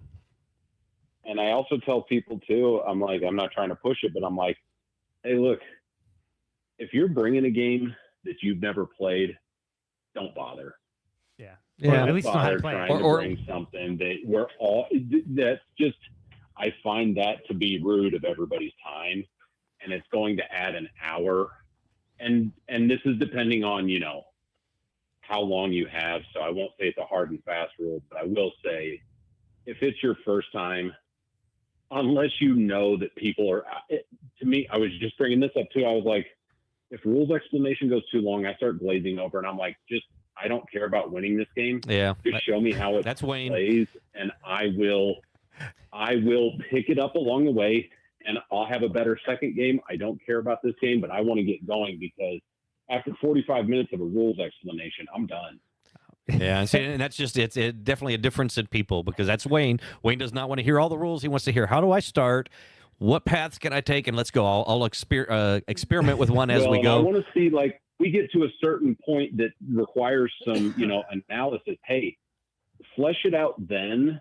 Unless everybody thinks we're competitive from the first game, from the first turn, but at that point, everybody better have a rule book too. And I think too is like to me, I'm more of a hey, let's play it for fun the first time, and then if you're going to do repeat plays, then we don't play games for fun around here. No, it's it's bloodthirsty. But no, I think also I think there's a difference at a convention. You can. The group could be, hey, we don't know how to play this game, but we all want to play it. Let's learn it. We don't mind this can take an extra hour. But at a game day, and if someone, and if someone knows the game well, great. But don't just go in there blind, being like, hey, this is the first time I bought this game because they recommended it. I'm gonna open it. I'm gonna punch it. We're gonna learn. That's you. No, the game day, you gotta come with the game. You gotta know it. You gotta know it. Yeah. Yeah. But it is interesting. When we're learning a game, you can tell the difference between Rob and I. Rob and I play games. I want to hear all the rules. I want to hear everything. Rob wants the full explanation. He wants to hear all the various rules. I'm like, just give me the overview. Give me the elevator pitch because it's like Euros are Euros. I'll figure it as I go. And like. And I'm a little bit of both, and I fall into a thing where I will teach sometimes too fast, but I do it in a way where I'm like, you don't need to know all of this right now. I'll teach you more when the first person does the thing, and then you'll see how it can be effective. Sorry, I didn't mean to cut you off. No, it's all good. It happens. I think honestly, after about 20 minutes of a teach, I literally in my head just start hearing the Peanuts teacher. And I'm sitting there like, okay, let's go. Let's and just that's get not started. On you. Yeah, it's on me. Yeah, and no, you know what I'm saying? That's just me. And some people have the capabilities for it. Yeah. I've already and what I typically do is as the game's getting taught, maybe so let's say it's a 40-minute teach or 35-minute teach. After about 15 minutes, I know Rob's paying attention. I'm already figuring out. Here's my first 4 moves. Here's the path I'm gonna take. Okay, I'm good, and I'll just zone out. But that's what's cool. I love about gaming too, is because you get different styles of play, and I love that. This is how it's supposed to be. This is just me recognizing this in myself, and I'm totally truthful with people. Like. You'll be, we're in minute 23. I'll raise my hand and be like, I'm sorry. I passed out there for like 2 minutes. I didn't hear much of it. When it becomes important, just tell me what you just told me because for me to get back into that and relearn where I left off at, it's just, and so yeah, anyways, thanks for listening. That's what we're here for. Yeah. Well, your Yeah, therapy. yeah. But these are all real world problems that we've felt. Like you show up to game day and someone is like, "Yeah, I'm bringing this game," and they bust it out and it's in Shrink, and they're like, "I've never played or read the rules or watched the video. We're gonna learn it together." No, I'm not. Next. No, Yeah. next. I don't Yeah, mind it. well, if- this is. yeah. I think I've mentioned before where I trend towards Z's picks in Dice Tower, and I think it's come to full fruition here. Where what I'm talking about is like, I don't need a 3-hour game to if they can do the same stuff in a 2-hour game. I would rather play the 2-hour game maybe every time. Except for Terraforming Mars. And then if they can do that if they can do it in an hour and a half, okay, even more. We could get 2-hour-and-a-half games in 3 hours versus one. And again, that's where I'm like, and if the experience turns out not to be good, then you only had a bad experience versus you could have had a good and then a bad, or a bad and then a good, or 2 bad. But either way, it's all bad if you had 1 full 3-hour bad versus 2-hour-and-a-half bad. Clash of Cultures. Don't be hating on Clash of You know, Cultures. 3 hours. Down the toilet. I just don't play too many. 2 games And I at cut one someone time. else off. I apologize again. Hey, good. No, hey, listen, you make it a call-in show. We want people to call in and talk to us. All we've had is some pranksters today. Now we've had a great conversation with Joey from Colorado Yeah, absolutely. while we're enjoying some Oktoberfest. Well, like I said, Oktoberfest is out. So Yeah, salute, oh, gentlemen. yeah, I thought I saw that. Look, I'm down 2 pant sizes, so I'm waiting until Friday so I can, get my brewskis on. And buy But yeah, do throw if you get a chance to play. I know it was in your top 3. If you get, but I don't know if you've played it recently. But if you get Lords of Waterdeep on the table again soon, remember, just throw a D20 in there, and then whenever you're going to turn in your quest card, roll that die. However many resources you needed, that's the number you got to hit or higher. Nah. If you don't get it, Dice hate me. then you just turn it in maybe the next turn, because you're not gonna gain those 8 resources back and be ready for your next quest the next turn. So you're gonna get like 3 or 4 turns in a row where you're just rolling against this card. Yep, I'd complete And one so quest. it doesn't set you back. No, I enjoy the part about hitting somebody with a mandatory quest at the wrong time. That's definitely more fun. Yeah. There will be a Well, time and the in reason my why I life- mentioned the go ahead.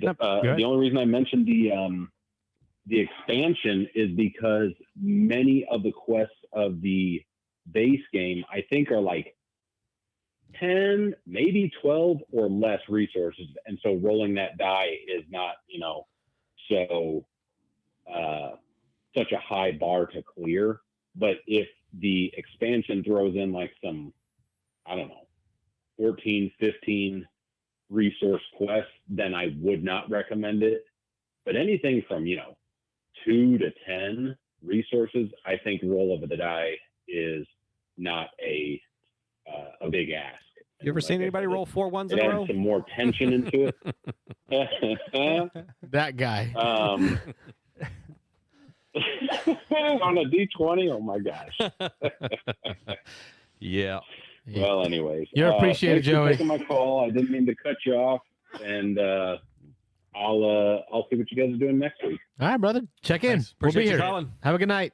All right. Thanks. Bye. That's Joey out of Colorado doing the right thing, calling in to actually talk about board games. College show. Man, I have some trouble with my cameras and stuff right now. Like Yeah, colors that's are right. Go weird. back And to that one, Papa. I- Smurf. Yeah. I'm gonna have to restart this whole thing. Papa Smurf. He looked like Papa Smurf. I got another call coming in. Beans and Dice podcast. State your name. Where you calling from? Hey guys, it's Aaron calling from Columbus. How we doing? Hey, Aaron. Salute to you, sir.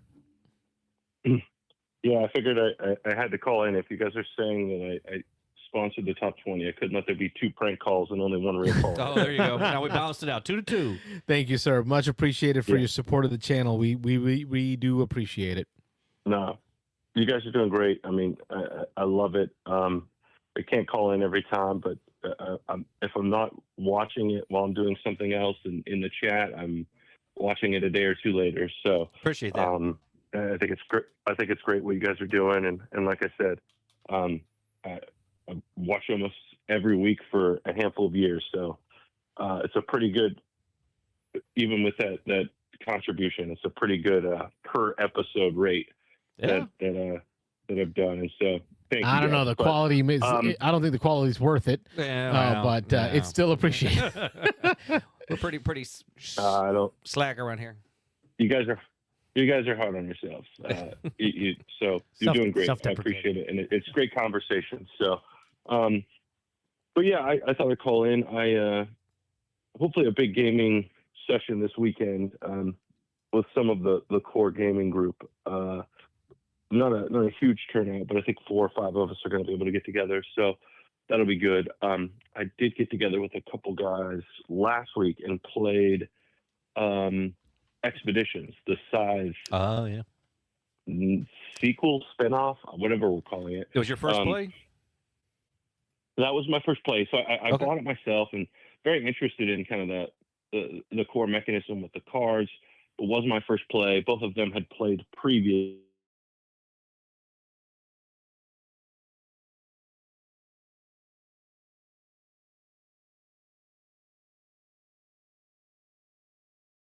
Original Size. Agreed. Although with three players, I think it played pretty well, fast enough. I think I liked the mechanisms and what it's doing more in theory than how it all comes together in an actual game. Yeah. But it was my first play, so I was able to get all 4 stars out. I knew I kind of had to rush that as I was seeing the other 2 players kind of just building up in other ways. So I was like, if I'm going to win, I'm going to have more stars.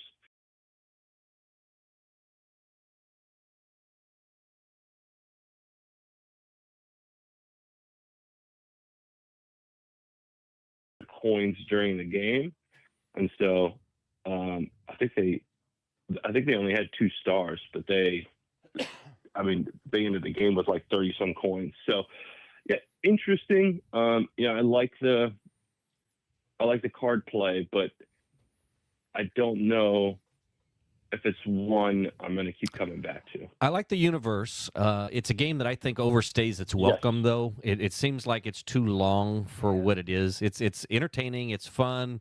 I like what it does. Again, I love the universe, the art, all that stuff. But I've played it, I think, 3 times now. I've played it once with I haven't played it with the expansion. They did something with some extra characters, and so I played with some extra character cards. But the corrupted mech expansion. Yeah, the corrupted mech one. I have not played that yet. Actually, Jim keeps talking about in our game group. He wants to get me to play it with him. But so I want to try that just to kind of see what it adds. I hear it fixes some things. It adds another element on the board that blocks some spaces.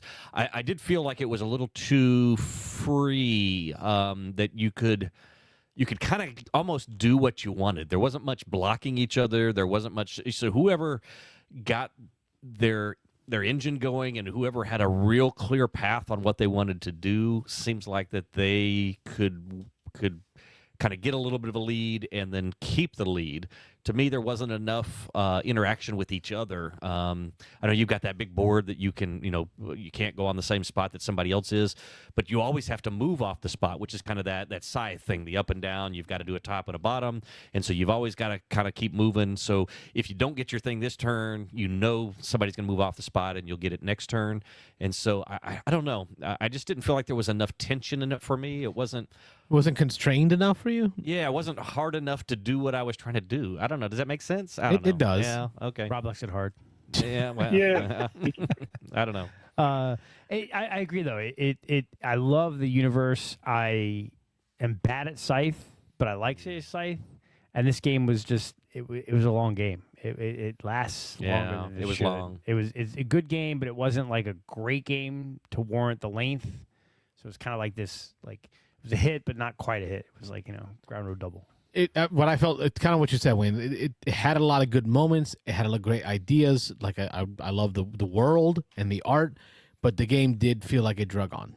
So for me, it wasn't. I haven't come back to it since we originally played it when it first came out. I just haven't come back to it. Yeah, it's not something that's burning to play. Yeah, it's definitely, there's little nodes in there to like some of the scythe mechanisms, but it's really interesting. Like, I love there's a lot of deep strategy in Scythe, yet what you're doing on your turn is really pretty simple and sometimes very quick, right? Yeah. I mean, the longest real action, anytime like you're doing something inside, the longest thing is if there's a battle happening. You move, you do a battle, maybe you do your bonus thing. But like so many actions inside are very quick, but like you're doing a lot of kind of thinking ahead and chaining. Here, there were some turns where like, yeah, especially when you're coming off of that refresh action and you get to do all three. Yeah. And you're trying to think about the order in which you want to do it. And then when you do it, you got a map token. So then you need to kind of do that. So like for a game that feels lighter and plays smaller than Scythe, there were some turns that were really kind of, I don't know, it just kind of grinded the game at points too. So like there's a weird cadence there. Again, I don't think I hated any specific part of it, but I don't know if the individual mechanisms, as intrigued and interested in them as I currently am, really come together all that well collectively. But did those moments pay off, right? So there's a lot of great games where there's that moment where everything grinds to a halt so that you could do something. Brass Birmingham comes to mind.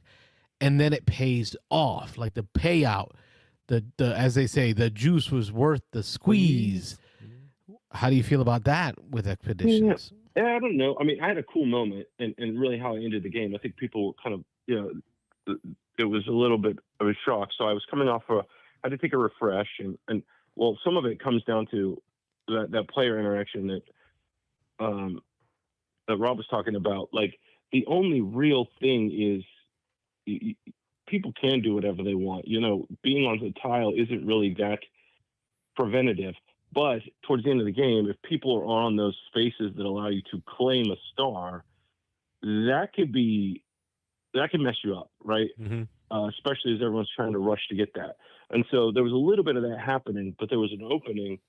And coming off of a refresh action, I knew if I could get to the number 20 tile, which is like that main one, I knew if I could get there, I would not only be able to use the star action there to be able to place a star, but I could finish a quest that was on that location, and the benefit of that quest was also a star. So I was able to get 2 stars in one turn by doing that.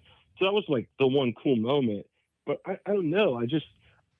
There were some I think you said it though, Aaron. You said it was the one cool moment. So here's your game night. Yeah. And there was your one cool moment It's a long at game. the end. A long game for one cool moment. Yeah. I mean, it's I guess. Yeah, and I think there's a frustration of like, oh, if I can get 8 cards, that's one way to get a star. And I realized early on, I was like, well, this is going to have to be one of the ways I get a 4th star. So there were some turns in the middle there where like probably weren't that efficient, but I knew I could combo a few things together. But I had this hand of cards, and I wasn't using any of them because I didn't have workers to use either. Like, it just, again, it was my first play. I'm sure there's a way to play it a little more. Yeah, I was going to say your first play can be a little punishing that way, but yeah, go ahead.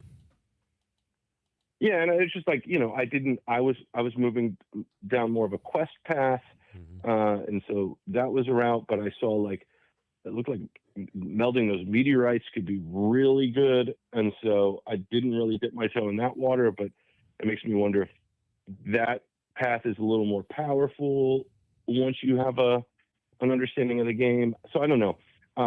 It's interesting. I would play it again, but I'm not going to itch to get it back to the table.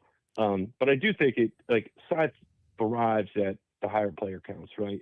Give me 5 people with Scythe, and it's a blast. Yeah. But like you put 4 people in that game, you could probably play a 6-player game of Scythe, and the amount of time it's going to take you to play a 4-player game of Expeditions. Like it does take a while. You could almost play a la Cats on the side and win. Yeah, that's done that that's before. A throwback. Yeah. Anyway. Yeah, Chad Stilson was in the chat. He's commenting on your topic, Aaron. He says the Gears of Corruption expansion really elevated expeditions for me. Speeds the game up a bit, a la Prelude. Okay.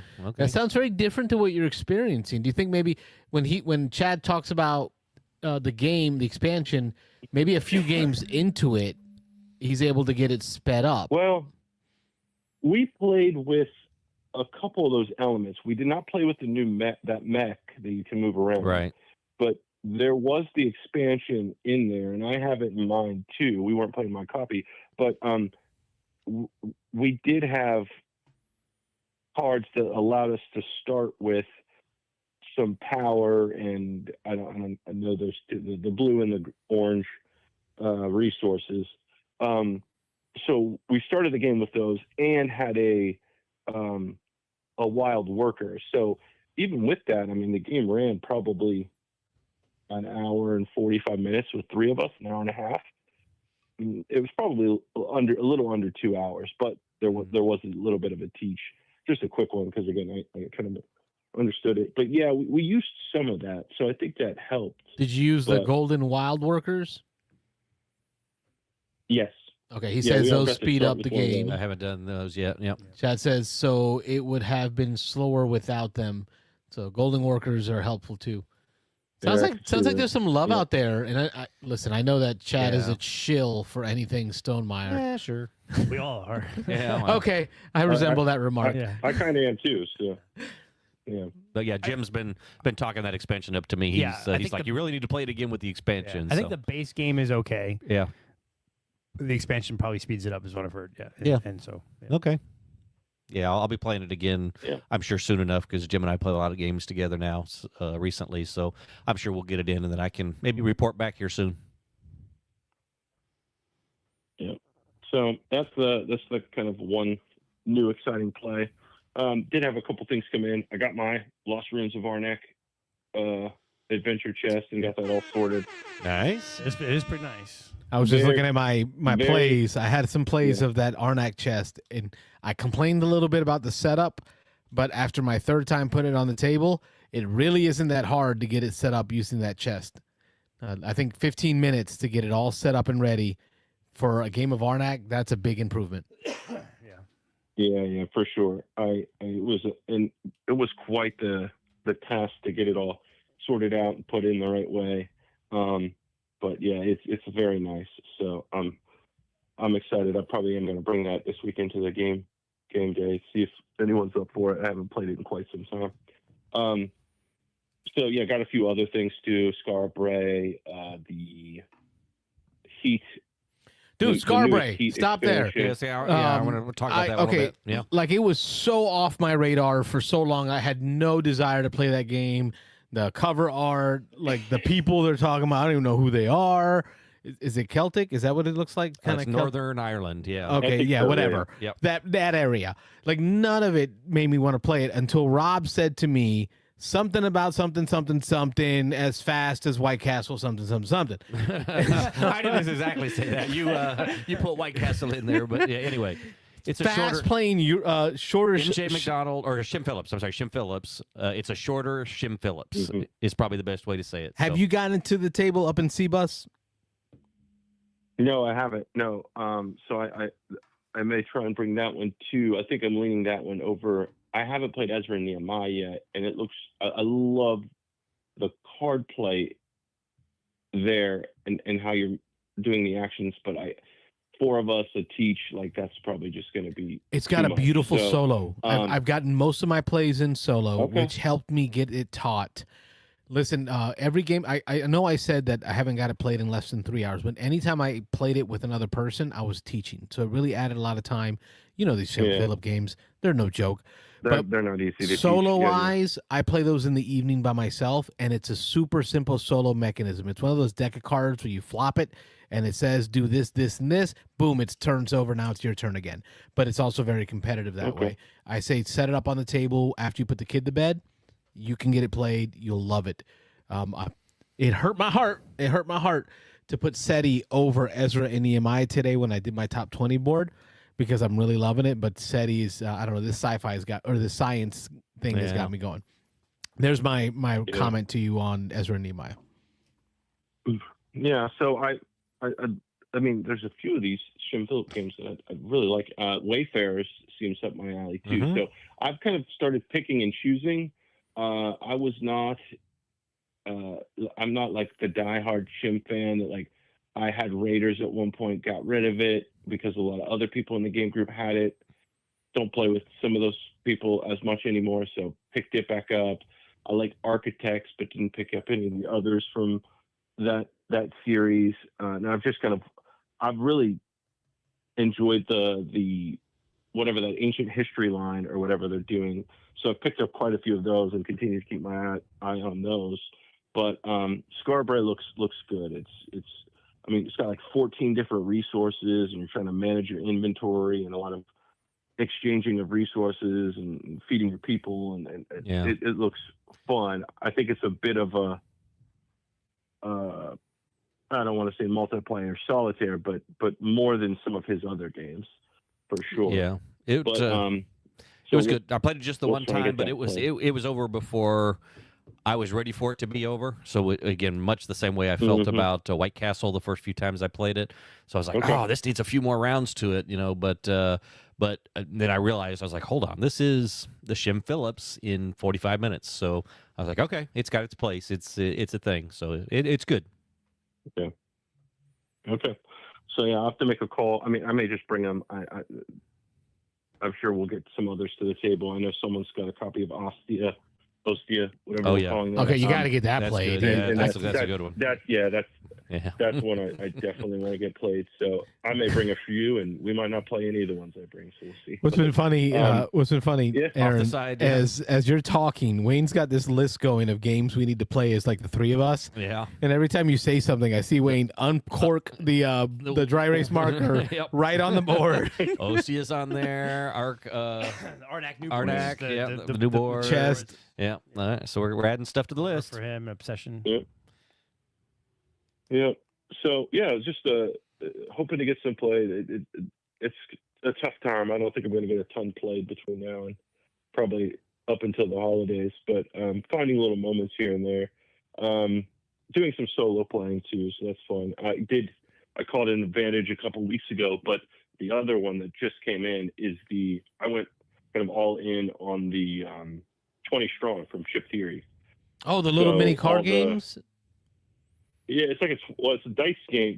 So there's 20 dice, but then there's these decks of cards, right? So they've released, I think, a previous Kickstarter a few years back where they kind of released. It's called Solar Sentinels. It's kind of the core base game that they came out with, and then in that they also made a couple decks that are themed around their other, like their own IPs. So like Too Many Bones, Mm-hmm. blanking on the other. And then now, Hoplomachus. yeah, that's the one. And then they did this kind of more Red Riding Hood sort of fairy tale theme kind of set, and I jumped in at that point. Haven't played it yet, but I've kind of been looking at it. To be honest, the rules are a little more complex than I think I initially thought. I've watched some videos. I don't think it'll be that hard once I actually get it to the table, but kind of reading through it, there's a little more going on than I initially thought. So I think they might have come out with are coming out with a Cloudspire deck in the future. I think they announced a partnership and plans to do a Nemesis deck like with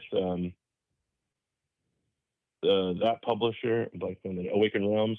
They might be doing some of their stuff too. So it seems like a system they're invested in, and it's super high quality. The cards are all PVC. They have these dials, and then they even had an upgraded. It's like a life counter, but they did like an upgraded metal one. It's Chip Theory does some good stuff. Yep. So I'll be excited to actually play that one. But I want to hear that's really back all on I've got that going one on. because I have this Yeah. worry that I've learned is the smaller the package, the more complex I feel the rules get in order to make up for that smaller package. So like these button shy games, some of them like just trying to grok the rules. And because there's so few components and boards, you don't get that ability to understand the theory of how something plays by just looking at the user interface of the board. Like it's very abstract. Right. Well, it's just not super intuitive, right? When Yes. when the only items you have are cards or dice, and cards have to do everything. It makes it trickier to be like, wow, I think of cards as this. Well, these cards are double-sided, and so like I don't know what that means. And if you turn it this way, it counts as this. It's And not if it's intuitive. facing that way, it counts as that. Yeah. Let me know what your 20 strong opinion is on it before I spend money on it. It's on my list. I'll let you know. Nice. Okay, well I'll let you guys get to it. Maybe you get another call in, or I know you're talking about this week your twigs. So again, appreciate you guys. I'll maybe try and call in next week or the week after with an update from the game day. But Hey, every time you called, it's Thanks. been a always great pleasure. talking to you. Yep. Thanks, Aaron. Appreciate it. Thank you. Thank you. Right back at you. It's our friend of the show, Aaron, sponsored today's Top 20 board. You can also get in and sponsor the Top 20 board by sponsoring the show. But this month's Top 20 board brought to you by Aaron out of Columbus, Ohio. Give $1, give a 10, give a 50, 100. Yeah. Chad Stilson got my comment there. Let's see here. He says, LOL, I actually called some Stonemeyer games that don't get played, and then don't tell Jamie. Yeah. Okay. So we were talking about Raw. We were in Raw. Yeah, so were let me we? get my final thoughts on Raw. That's on Raw, yeah. Wow, it's about like an hour ago. Yeah, it's been a while. Forgot. My final thoughts on Raw. Highly enjoyed it. For these, and I'm just going to give you the big two reasons. One, the closed bidding system using the 4 chips that get swapped out for the main chip that's on the board, and it counts for points at the end of the game, as a level of depth that is super But it's also enjoying. simplistic, right? Because I think where you don't like bidding games where you have to decide how much you're going to bid, you really have one of 4 choices. That's it. Very much Makes like it simple. Skyrise, right? In Skyrise, you get these little buildings. They're all worth a certain number. However, they're all staggered amongst the other players. So I know I might have the 11, 9, 7, but Wayne has the 10, 6, and whatever 4. So like I can strategize this play, knowing that playing this prevents Wayne from bidding against it, but only if he can, but only if he uses his strongest one. So the odds of him fighting me for it are reduced. All of that adds a lot of good feelings for like decision space, right, Rob? Yeah, a little thinky. So yeah, it's fun. Well, it's not like Medici. Medici, you're like I haven't done Bidding with your points. Yeah, Yeah. Medici, you're bidding with your victory points, and Yeah. it can be anywhere from 1 to everything you have. Yeah. That scares me. I would so lose the game. What was that game we played, Rob? Which one? Castles of Mad King Ludwig. Oh yes. Where like your money is what you're spending and you're losing it and your points and like I just couldn't do it. That closed economy. When you buy something, you have to give me the money for it. But yeah. Right. So that's one of the big points that I got out of it. Second big point that I enjoyed out of it that I just didn't grasp. I was saying it as the call came in. I've heard you guys talk about the game so many times. What I didn't grok is the combo-tastic, like, or I would say feel of a roll-in right with regards to the tiles you buy, because you're trying to fill in these very particular sets that score in very different ways. And it feels almost like a Ganchang clever type. I want to focus on this zone, but at the cost of this zone. Right. And then I want to get a spread of these purple tiles, monument tiles, but I also want a depth of them because it's going to score me more points. And then I want to make sure I grab one of these tiles for the civilizations, because if I'm the lowest and I have none, it's 0 points, right? It's like doing just enough to score in multiple areas. Or to not get Like, to negatives. Not get negatives. Right, Yeah. like there were many times that I took tiles just so that I got 0 points, not -5. And it's like, especially, I love the destruction tiles, I guess. Or Yeah, the cataclysm, yeah. whatever those Catastrophes. catastrophe Yeah, tiles. Because like there was that one that came out that would kill monuments, and you guys were going for monuments. So I'm like, well, I'll kill my monuments. Let's keep adding to that because it increases the chances that I'll win the bid. So I like the idea that you're trying to manipulate what's on the board by either adding to it or calling raw early. And so like But all of that is wrapped in to that one piece of the raw tile might come out and ruin all your plans. Oh yeah, So it's- they force you to do a bid before you wanted to. Plans. My buddy Steve plays this game. He loves it, and he loves to call raw early. He loves I like to try to add as much as possible to that tableau to make it worthwhile bidding. To me, it's like no thanks. Like I want to see, can I get it to go around one more time? Can I get it to go around just one more That's time? always me. I'm always trying to push it too far, and then like my buddy Steve's always like, no, I'm going to call it because I'm going to call it one early. Where it's like, if there was one more tile out there, you definitely would want it. But I'm going to call it a little early, knowing that it's going to make you really have to, do I really want to just 3 tiles? He's a jerk. Yeah, that's fun. Rob does that too. I like that. Rob calls raw. No. tonight. Rob does not call raw. Raw calls Rob. Oh, I just draw the raw tiles. Although every I've time. played with Rob where he's grabbing raw pretty quickly when there's only 2 or 3 tiles out there. So there's some strategies like there are, and that's always a good when you have a couple of players that are looking to fill that tableau open, and you have a couple of players that are just going to grab it every time. And if you grab it and no one bids, you're stuck with it though, right? So you gotta be willing to. It's good. I'm liking it more and more. It's still I love Medici. That's my all-time favorite of the 3. Hollywood Blockbuster, I like the theme. Rob, they're all kind of so close for me. Yeah, they're all close. And the games that Rob play very different. So I mean, you've only played once, but there is a lot of variety. You can come in thinking I'm going to go monuments, but if you just don't win those bids, or you don't have it doesn't come out the right way, then you got to pivot. You got to go. All right, I'm going to do the flood tiles. Pivot. Yeah, I'm going to do the flood tiles and the Nile tiles, or I'm going to go in. I'm going to be the Pharaoh tiles. I'm going to be the king of the pharaohs. And so there's so many from game to game. What you do changes a lot, so you'll see that as you play it. Especially if you get a couple people really fighting over, you'll get games where people are fighting over the river and Nile, or the flood and the Nile. Mm-hmm. And then you just go and get all the monuments, right? Yeah. And so I have seen multiple areas win. I think the one area that's probably not used as often is the coins, the 3 coins, just the 3 points. You're not going to win by just trying to collect all those. I don't disagree. I felt like neither of us 3. Any of us really ever took the gold coins. Excited about Rob those. got 1 or 2. I got 3 or 4, but yeah. I think we fought over the god tiles, so not the pharaoh ones. The but eyes of the eye of Ra or whatever it was, because that allowed you that control aspect, right? Where in this game where it's tile pulling, so you don't know what's coming up, you don't know what tiles are going to pop up. Here, you have a tile that you can, instead of pulling from the bag, instead of calling raw, you can swap this tile for one of those on the board, and that felt like control. I think the strategic use of the god tiles in this game, our game tonight, was probably one of the most crazy. I've never seen probably that many used. And by all 3 players, we were like, I'll take that because I know I've got crappy bids, so I'm going to use them to steal stuff later. Even further than that, I know that Wayne has got tiles, so I'm going to call Ra now so he doesn't have the opportunity to let it get better thanks circle back around to him. Yeah. It was a great game. Rob's going to leave it here at the studio for me because I do want to try it at 2-player. I play a lot of games 2-player with wifey. Yeah, get played. I want to see how does it translate into a lower player count. I think it will. Never played 2, so I don't know. But, I'm big on trying games at all player counts. Big, small. If it can run that whole gamut, that's even better.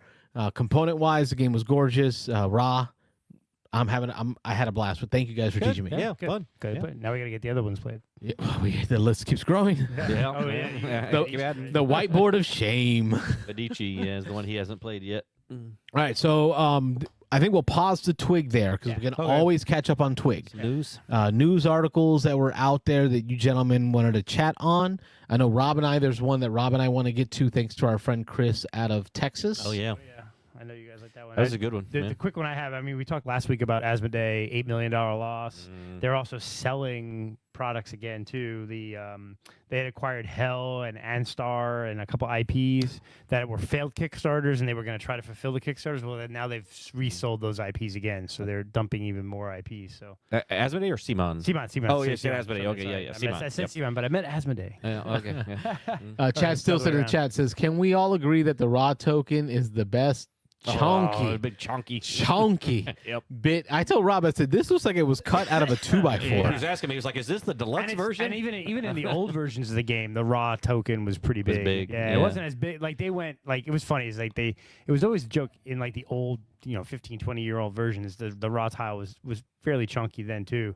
But like in this Kickstarter, they were like, no, we're gonna Just overdo it. We're gonna overdo it. You thought that was a thick boy. Yeah. We're gonna add some C's. It's gonna be thick. Yeah. But it worked. It mattered because you got to grab that sucker and you got to put it in front of you, right? And it's standing up. I don't know, a good 4 inches off the table. Yeah. And then it's easy to identify because it's also thick. So it's not like this small token. Because we have this fun with the auction phase. And then we get done with the auction phase, and we're like, "Oh crap, whose turn is it?" Whose was that? Who called the raw? It's just so easy to see that giant statue right there. Oh, Wayne, you're holding it, and then it almost felt like an auctioneer's gavel. Like I grab it and I'm like, "Bam, bam, bam, bam, bam." Yep. The auction is starting. The only thing that consistently in every play of Raw I've ever had is we always forget to move the boat down the river? The boat Yeah. down the river. Always. Yeah, but you guys did a great job with the boat manipulation. What I say Wayne did and Rob did is they took the red tiles. I don't know, is this part of the rules or did y'all just start doing It's this? just a good way to keep track, to audit it. Yeah. They took the red tiles, and whenever they drew a red tile, they put it next to the boat so that you can count how many red tiles have been taken to make sure that the boat was moved moving. in the right place. That's Right. something So that always was gets great. forgotten. Everybody gets excited about the auction. You forget to move the boat, but yep. Yep, that was raw. Aaron Clark says I need to get raw played again. I liked it, but I'm not sure everyone else did. Well, it's time to find another that's group good. of else's. Yeah, it's a good game. Yeah. News wise, I want to get in. I want to pull up the one that 1999 Raw came out. 1999. Okay, it's been around a little while. Yeah. 27 Man. years. Yeah. 26 years. Yeah. That was a good year. All right, Fantasy Flight Games made an announcement on a expansion that's coming out. I'm trying to open the link. Vassal rule in effect Yeah, and prove Rob wrong. Yeah, and I just said 2 weeks ago, I can't believe that they haven't come out with more for this game because it's so good. I think it was 2 weeks ago, and then bam, here it is. Hang on, let me agree to these cookies. Yeah, and I think I postulated that maybe it was because Simon has been in some rocky waters financially lately, so maybe they were cutting back and pulling back on a lot of stuff. But I was like, I thought this game was pretty popular. Does And that just mess you up? You mean Asmodee? what's that? Would you mean Asmodee? yes. You said Asmodee? Simon. Oh, I said Simon. Asmodee. It's Fantasy Flight Games. There Fantasy you go. Flight, yeah. Fantasy Also Flight, known as sorry. Asmodee. There you go. Anyway, but so they, I had played with Jim. I taught Jim this while we were at The retreat, a right? Scouts, and it was Oh, a Scouts thing. popcorn Okay. booth. Nice. Yeah, and had a little table and pulled it out. And he's like, after we played the first time, he's like, let's do that again. And that's not normally his kind of game. He likes big, heavy, long games. And we played it in like 35 minutes. And he's like, let's re-rack it and do it again. I was like, But you know "Okay." what it is, though? Because I've been playing a lot of Radlands lately using the solo system. Yeah. The complexity of the game is in the cards and in the card interactions. So although the rule set is a simple rule set, when you've got all these different cards, that's where you really get the juices flowing on how do I combine these. So maybe that's where he enjoyed it. But speaking of cards, this is just a deck of cards, Rob. This is from Fantasy Flight Games. Just a deck It of was cards. published this September. It is called This Is the Way. This is the Way was the title of the article announcing the new faction pack for Star Wars, the deck building game. It's going to add the Mandalorian faction pack for $17.99. Bro, 17. I can't go to Taco Bell to have Yeah. myself a meal for And $17.99. what you eating at Taco Bell? You eat a lot. Yeah. If you're, I could feed the family That's of like- 5 for $17.99. That's 3 or 4 of those $5 packs. Yeah. But what it does is it adds not only a new faction, which is going to be the faction that includes like Grogu and Mando and the folks from that series of the canon, right? Mm-hmm. Rob, it adds this 3-player rule set. Mm-hmm. So now there's going to be 3 separate buy rows. Each buy row will be shared by 2 of the 3 players. So in this buy row, Carlos and Rob are the only ones that can buy from this buy row. That buy row over there, that's just Wayne and Rob. And then over here, it's Carlos and Wayne that share a buy row. So like this might actually be a good iteration of a 3-player game. It's a cool idea. 3-player games are rough Yeah. because of the gang up, the ability to pick on one person. Yeah, and usually these are either 2 or 4. You get your card games. Either it's 2-player or you expand it to teams and do 4-player or something like that. So, yeah, 3-player is always a weird number. So, yeah. Well, like Mando's like a good IP for them, so it's going to sell just because it's Mando. Yeah. Yes. And the first expansion they had was a standalone expansion. It had the Clone Wars, right? So it involved a new. Was it just one faction in that Two. one or two? Because Yeah, it's something- the Trade it's Federation and the- Clone Wars. there were- Separatists versus the Republic. yes. Yeah, there you go. I was going to say rebels, but they're not rebels at this point. They're running everything. Now, Yeah. can you combine the first two games? Yes, Let's you can. see. Yep, you can cross over the first two, and then this one I think is going to fit in. So you could play any combination of the 5 factions, from what I understand. So I haven't read the whole article yet, but I would have to assume. I mean, I know the first two you can cross over, and you can play them as a standalone. The expansion was a standalone, but you could combine it with the first one. Well, I think I shouldn't say combine, but you can choose 2 of the factions, one from the first and one from the second. So I would assume this will go seamlessly in and will be just a 5th option. Nice. Yeah. No, this looks like a must buy for what is already. I was telling my Yeah. son about it. You have the first one. Do you have both expansions? I do not. I don't have the haven't bought the expansion either. second one. Yeah, I haven't bought the first expansion. Yeah. Hmm. Now I have a reason to. Yeah. So now just get them both. So that's what was in my in the news that Rob and I wanted to chat about. Yeah, that was big news. I got for my me. news. That was it. The TI4 going digital. That was Oh, yeah. something else in the. I don't know. Yeah, I'm glad I broke those news. Somebody broke it. I don't know who broke that news. Yeah. It ended up being a big thing in our Discord. It was funny. Carlos saw it and posted it real quick. I had posted it like 24 hours or. Well, I earlier, do I do more reading. Rob does videos. Rob posted a video yeah, of it. video, I found some yeah. articles like on PC Gamer that kind of talked about the articles of it. Why read when you can watch? Why I don't know. Anyway, we have different styles of learning. I was, and like you said, there was like a solo version too, right, or something like that. That I didn't hear about a solo, but No, I thought it was gonna be. Oh, okay, yeah, gotcha. So I was gonna order the new expansion because I thought it was gonna have the solo. Gotcha. Because it talked about a almost like a what's the name of the special faction inside? The hidden Yatoma one. or no? Oh, yeah, know what I'm the talking actual about. name of them. Yeah, I don't know. So it's like an extra faction, but it's an NPC faction. Right, yeah. So it kind of does its own thing. But no, it's not built for solo. It just it is a faction out there. I know you were looking forward Let to me playing just say, with too yourself soon a for while. that I spoiler. was for 15 hours of TI Too all by soon myself. for that side spoiler. Just it's only been 10 years. Yeah, so. Has it been? I don't know. Fenris? It's got Is to that- be Fenris. close. They have a Fenris, secret right? Fenris. faction? Yeah, Gotcha. yeah. There's Oh, a man. Chad in the chat. He knows everything, Stonemeyer. There you go. Solo Radlands, ask Aaron Clark. Yes, the One Stop Co-op Shop put out about 3 years ago a solo rule set for it that he created. So he got a He does that a copy lot from with Radlands. games. He does that a lot. I think he's having a blast doing it. Yeah. I think Mike is But his with name. like settings for solo games. Creating his own solo games for stuff. But then in April of 2025, check it out, Aaron. April of 2025, one of his viewers took that rule set and made it into a binder style booklet that's the size of the regular rule book, so you can fit it into the box with the way you print it out. It's like 4 or 5 pages tops. Super simple to learn. I printed it out, stapled it, and it's in my box, and I play it solo that way. Speaking of the one-stop co-op shop, did you see their podcast from Sunday? No, not yet. The title is Purple Haze. Say again. The Purple title is Haze? Purple Haze. Oh, That's a great solo game. Solo, even multiplayer, but I've been getting my Radlands in. I've been enjoying it. It's just, who was it? The fellows we had on last week, Brandon and Kehodi and was it Will? Will from Sounds like Breakers. yeah. Breakers, yeah. Breakers. They were talking about their Lightning Lightning Lake Games. Yep. Brandon was talking about his love for lane battlers, and it just got me fiending for some lane battlers. And right off the bat, I got some Radlands out on the table. I think I played 4 games in this last week alone Wow. of solo. Wow. Because it's so like I was telling you, Rob, with Jim, right, liking the deck building game. Yeah. What I found is with like Marvel Zombies, which is one of the games I played, setting it up is a lot of work because it's a board game. There are pieces, there are components, there's tokens, there's minis, right? There's cards. Yeah.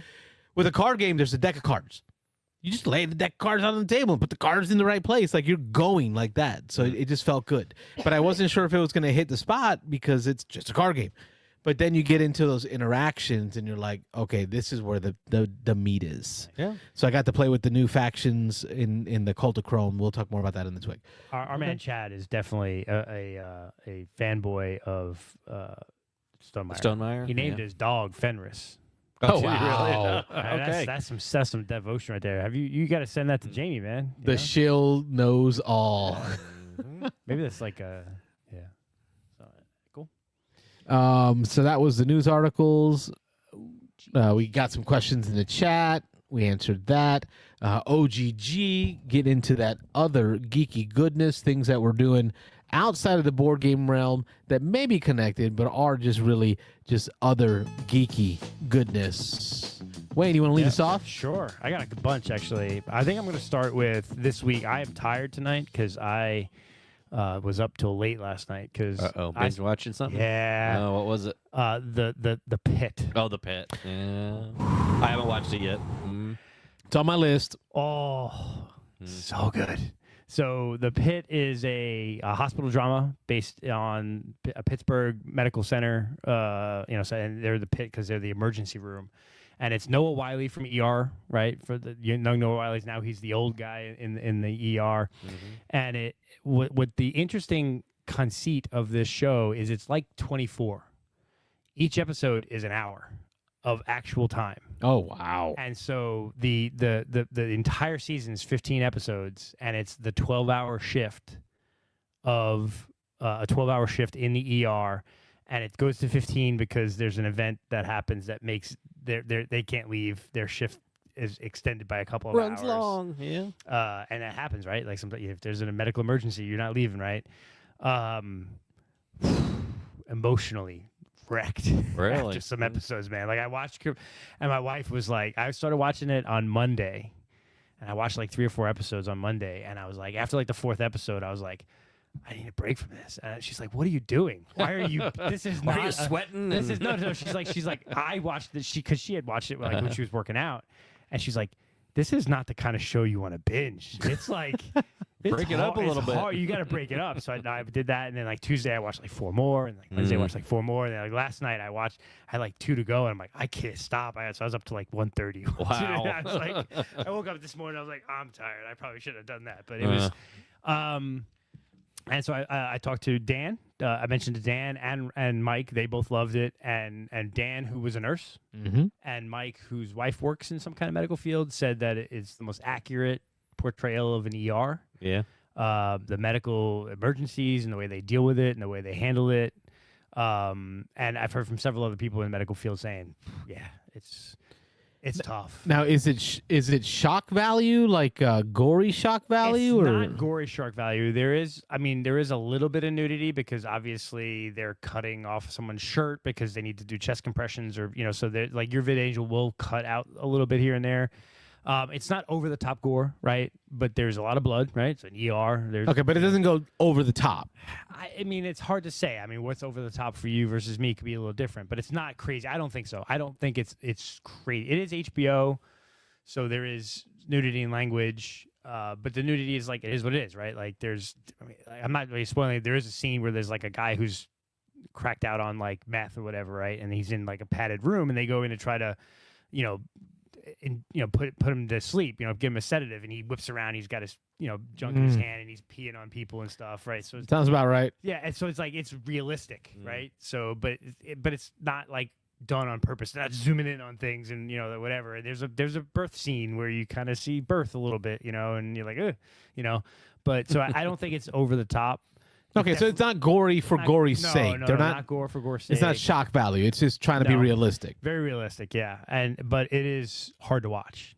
Like it's very like there was, like kid coming to an ER, drowning victim, right? Or this person comes in, and the fact that each episode is real time, like kind of like an hour, kind of like the 24 thing. It kind of like you're like, damn, like how do you do with that, right? If you're in a trauma center, right? So, oh my God, so good. I binged all 15 episodes this week, and I'm tired, but it was kind of worth it. Is that what's that? So 15 episodes is what's out right now? Yeah, and then they're doing a second season already. Yeah. Yep. Nice. Won a whole bunch of awards, so yeah, it's really good. I finished the most recent season of Foundation, which is fantastic. Isaac Asimov books. I love it. Lee Pace from *Halt and Catch Fire* plays one of the main characters. Love that show. I think it's done really well. And then we finished the most recent season of Star Trek Brave New Worlds, which is fantastic. Love it. I'm on we watched 5, so I'm gonna first season or second season?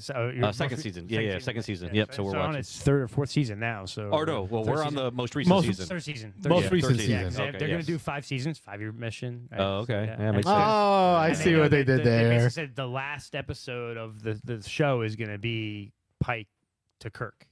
Oh, okay, cool. Yeah. So. Kind of like a Andor thing where it goes right into the movies. Yep. Yeah. Yeah, Yeah. connect the two worlds. So, yeah. So you're enjoying Brave New Worlds? Yeah, we are. There was I forget what episode 3 or 4 was like. Yeah, man. I hope the whole episode's not like this. It started out a little rough, but it got better as it went. Yeah. But this last episode 5 we watched was it the good. holodeck one maybe? 5 actually was holodeck, which is okay. what we just saw. That We was liked really that good. one. Yeah, that was a It good was the one before that Was one the Q was. one with the wedding or whatever? No, that was 3, I Okay, think. 3, So okay, I so can't. it's I 4, don't remember what 4 was. Yeah. Now you're Okay. calling me on That's it, but I good stuff. don't. That's fine. Yeah, No, but this yeah. guy, I love the actors and that. It's such I think I'm at 3. Yeah. So I'm Of the getting most to recent the one season? you're talking about. Okay, yeah. So I'm like, what is going on here? Oh, it was the one where they're all dressed up in like the old 1980s or 70s clothes and stuff at the beginning like of it. It was It's- like the episode. It was like the spoof episode one. Yeah. That was kinda Yeah, fun. so that one was a little weird for us. But Yeah. they kind of did that last Yeah, they season pushed with the the boundaries with it. singing. The Yeah. singing episode was awesome. Yeah, they pushed the boundaries with different It was styles. fun, and Yeah. the crossover with the With lower the decks. Yeah. Yep. And so the singing episode is the one that my wife did at DragonCon. Yep. Where they did a Rocky Horror Picture Show version of it. At And DragonCon. I'm not There was I'm not a 1,000 people in the singing audience. guy, but I still thought it was an enjoyable episode Yeah. because it just the way the characters had to deal with it, this weird Yeah. phenomena. Yeah. But I enjoyed the gore, like the Gorn Yeah. with an end, like Gorn. Yeah. that whole battle they're good. sequence, getting through that. I think what really stood out to me, and you guys weren't here the day I talked about it on the OGG, was Pike when he started the Lord's Prayer for his I don't think it's wifey, I think it's his girlfriend. Oh yeah. Like it kind of threw me off. Like, what show am I watching? Right, because I think of sci-fi is so removed from today. Yeah. But what they did there was they grounded me back into, hey, this is just us a few hundred years from now when we figure out space. So I loved how they did that, like adding the Lord's Prayer and they're grounding it to a modern society. Yeah. It was pretty cool. But it's a great show, and I think they're doing a great job with it with the characters. It's the best Star Trek for a long time, I think. Yeah. Yes. I love Anson Mount as an actor. If you've never watched Hell on Wheels, that's another great show with him in it. Not familiar with it. I don't Oh, know. wait, the train one. The train one. Yes, I Where was they thinking the build motorcycle one. So that you'd like that, Rob. Yes. Hell on Wheels is building the railroad across the country. Yeah, Oh, yeah? trying to get him to And connect. the guy who plays Pike plays like a former Confederate officer. Wait, that was him? Yeah, that's Anson Mount. Same guy. Really? Same guy, the main dude from Oh, Hell on Wheels man. is Anson Mount. Yeah, you would never because you would never recognize him. It looks. I mean, Totally it's post Civil War. They got the beards and all that. Like and it's he plays. He basically joins up, and it's actually the guy from a Star Trek, Trek. Next Generation, the Irish O'Brien. guy. O'Brien Yep. plays Oh, yeah. like Okay. the rail baron. DS9. He's building the railroad. And he was and- DS9 too, wasn't he? Yeah, he was. Yeah, Yeah, he was in And that. Anson Mount's character is like going to help him build the railroad, and it's kind of a very gory, realistic look at what it was like to build the railroad. What was that one that we watched that Dan put us on? The American one. Oh, American. American, what was that? the one with the Mormons. That yes, was it kind of horrible. reminded me of Yes, that. Like yeah, that's what very Hell on Wheels was Hell on gritty Wheels was a great series in the sense of let's be Very real. Western, yeah. Like we're just gonna take a bunch of Chinese people, make them tunnel there, and then if it blows up, it blows up. Whatever, we don't care. Moving on. It was very realistic to or more realistic to what it was like to be in the Yes. Old West. Yeah, that's good. Yeah, Yeah, it's Strange New World. Strange New World. Strange New Strange New Worlds. Worlds. Yeah, Yeah, love it. join So it. That's yeah. on my OGG. Awesome. Last night got in some Only Murders. Oh, the new I haven't It's back. started yet. I love that. Of show. course, no watched it. spoilers. Yeah, It's finally got back. my Is it brother to watch good? it. The last Um, season. Let me just say, our family, the last season was. We were like, are we going to stop here? Or are we going to keep No, watching? it was good. Yeah. Yeah, we liked it. It's okay. So first episode of the season, kind of trying to establish this murder. Yeah. Which ended the last. it was the butler. Or Yes. not the butler. The guy in the lobby guy. Yeah. I'm not gonna say it's bad. I'm not gonna say like some Okay. things aren't bad. Doesn't mean that they're great. Yeah. But I'm in. I'm invested. I'm invested to continue it. All right. All right. I went to high school with one of those guys. Oh, Did did you? you? Yeah. From Only Murders in the Building. Yeah. Oh, so you're biased. You can't.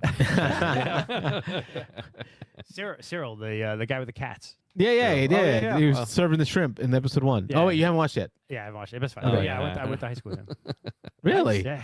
Nice. Interesting. He's back. He's in there. Yeah, he started out first season. He was kind of like a guest star, and now he's like a series regular. Mhm, Yeah, I went to high school with Michael Creighton. I had expected. I'm almost like Rob. I had expected to kind of zone out this season, like Yeah, kind of that's like what we were thinking. I It's just like, love right. But then as wifey was watching it, the more I started I was reading my rule book of course for you were. Marvel, Marvel Dice Throne, Yeah. but I started putting it down and watching the show. And then secondly, also started back up the High Potential, which is I think on Hulu, and this is the ADHD mom Yeah. Okay. who is working with the cops, Police, right? yeah. And it's getting good. That one's actually pretty good. This is still fairly good, still fairly enjoyable. Those are the things that in Dungeon Crawler Carl, I'm almost done with that first book. I don't know if I'm going to pick up the next one because it's a little over the top. Okay. It's They're because gonna make a TV series on that, I think, right? they're making an RPG book. I don't know about a TV series, I'm sure series, they will. but they're coming out with the RPG. But you guys remember the Hitchhiker's Guide to the Galaxy? Yeah, we're just Kind of like that over the top, like Yeah. so it's hard like to- yeah. Sometimes it it's gets hard too far. to let go of reality, right? Like what is this? Like these things that he's fighting, but it still feels like it's weird. I don't know how to say it. It feels like I'm almost getting an opportunity to like play an RPG, but not. So kind of like that feeling you got when you were a kid reading the Choose Your Own Adventure games. There's no choices to make here, but you're watching him make choices. So Right. I guess it's like maybe it's this. Maybe it's what the kids do today, where they're on YouTube watching other people play games. Yeah. So I'm here reading a book about another person playing a game. Living vicariously through Yeah. somebody else. I don't get that, but That's but weird. And I watch I watch shows like this too, and I watch people play board games. And we talk about board games, but you're Yeah. not really watching us play. Before Rob goes, I forgot one that I have to mention is I am totally on board with K-pop Demon Hunters. Oh, I was going to mention that earlier when you were talking about your stuff. I was just saying, you bring up K-pop. I totally forgot. It was That good. is good. It's good. It is really Yeah. good. It's not the best thing I've ever seen. But it's not my entertaining. Yeah, it's man. good. It's fun. Definitely very entertaining. And the songs. I mean, now all the memes and stuff you see all over Facebook. Yeah, the, and- the first time you watch K-pop, and then the 50th time you watch K-pop. And it's- what's funny is both Dungeon Crawler Carl and K-pop Demon Hunters, I didn't get them until after Dragon Con, but like thinking back, I'm like, oh, that was that weird costume. There were so many people at Dragon Con. I'm dressed sure as K-pop, Demon yeah, Hunters. And I'm mhm. like, that's what that was. Okay, It's great. all No, over I right get it. now. It's good. It's really good. You'd like Yeah. it. It's good. I don't know. Well, think you'd like it. I saw it seems to be on Netflix. It's Netflix. Is that a show or is that a movie? movie. It's a movie. It's a movie. It's good. Oh, so it's free. Like I don't good have to go versus- pay anyone to Good watch it. versus evil. It's good overcoming evil. You'll see. So it says Monster Hunters, right? yeah. That's a thing. Yeah. All right, if it's free, I might give that a go. I just love Dan's comment. Yeah. I thought this was a chat full of grown men. Oh, yep. I could not stop laughing after reading that. Because both Rob and All Mike three and of you I, were fawning over it. Such a Yeah. good show, Yeah, Mike liked it a lot. So I'm not in the minority, eh? So the only one I had, y'all hit several things that I was going to bring up, but the only other thing I started watching, I watched one episode and I think I might be done. I was a big fan of The Office. Have you guys tried out The Paper yet? No. I wasn't a fan of The It was Office, bad. so- I like The Office a lot, but I watched the Paper, and I think now I'm gonna I think there's 2 or 3 more episodes out there. I'm gonna let that run a little while and see if people start giving it good reviews, because that first episode was rough. It felt forced. It felt like we're trying to do the Office thing again, but Yeah. we're trying to do something a little different. And it's about, I don't know if y'all know anything about it. It's The Paper, so it's a electronic newspaper, and so they're in the same building that the Office was in. Dunder Mifflin. Dunder Mifflin has moved on. They've consolidated to the home office, and so they don't have this office space anymore. And so now The Paper is there, and it's about these characters doing an online. It's just it seems forced. Yeah, it's a dying thing, because nobody does newspapers anymore, and they're just talking about. She's like, all I do is I find an article on somebody else's thing, and I just click this one button, and that imports it into our paper, and I'm done for the day. And it's like, oh, gosh, I don't know. The first episode was rough, so I feel like the format yeah. is like between that and Parks and Rec. It's kind of like done. Like, Yeah, maybe. Yeah, that almost, documentary. yes. Yeah, like Yeah. it ebbs and flows. Like when 24 came out, then you had Prison Break, then you had like 3 or 4 shows that had this like real time thing, and then it died off, and now it's 10 or 15 years later, and then The Pit comes in, right? Yeah. So it's like they need to like go away from Give it that some for- time. give it some time. Let it breathe. Yeah. The Oscar from The Office is on there, and so he was one of the popular characters on The Office. But it's just weird. The first episode, he's like, "Oh no! I've done this before. I'm not doing another documentary. You guys stay away from me." And it's like he's way over the top with it, and it's just like, oh yeah, it feels. I guess kind of what it felt like cringy. when the IT Crowd like did their reboot, Yeah. like the Yeah. American reboot. It's just like The it felt American reboot, forced and weird and Yeah. kind of making you want the original. No, I've not been able to get into The Office. I started the first episode, Oh, so like good. episode 1 of season 1, and I could never finish it. I've started it Like, 3 I've times seen, now. I've seen enough clips or various episodes of The Office or Parks and Rec, but I've never seen the like Brooklyn Oh, Nine-Nine. Parks and Rec. never I've seen them. all those. Yeah. Yeah. My wife watches them all the time. Brooklyn Yeah. Nine-Nine is amazing. I've seen You can't put that in the same place about as half The of Office. Brooklyn Nine-Nine now, but yeah, Office is. Office is better than Brooklyn Nine-Nine, but I like Brooklyn What? Nine-Nine. Oh I yeah, don't know Office about is. that. Oh come on, Office is one of the all-time greats. I Come don't on, know. yeah. Doug so Judy's good. going to be at the Improv here in Tampa this year, so I'm that's looking to see that. From Brooklyn Nine-Nine, the really angry cop, the female cop. Oh yeah. Mhm. She's in. Twisted Metal. Twisted Metal, I yeah. finished Twisted Metal. I restarted the episode I was in because you had brought it up before. Yeah, it's fun. You got to get over the camp. It's just camp, Yeah. Yes, it is camp. pure camp. Wifey's birthday was this past weekend, so of course took her out for dinner. But then also picked up a show at the what used to be the Improv here in Improv, Ybor yeah. City. Got to see Rafi Bastos.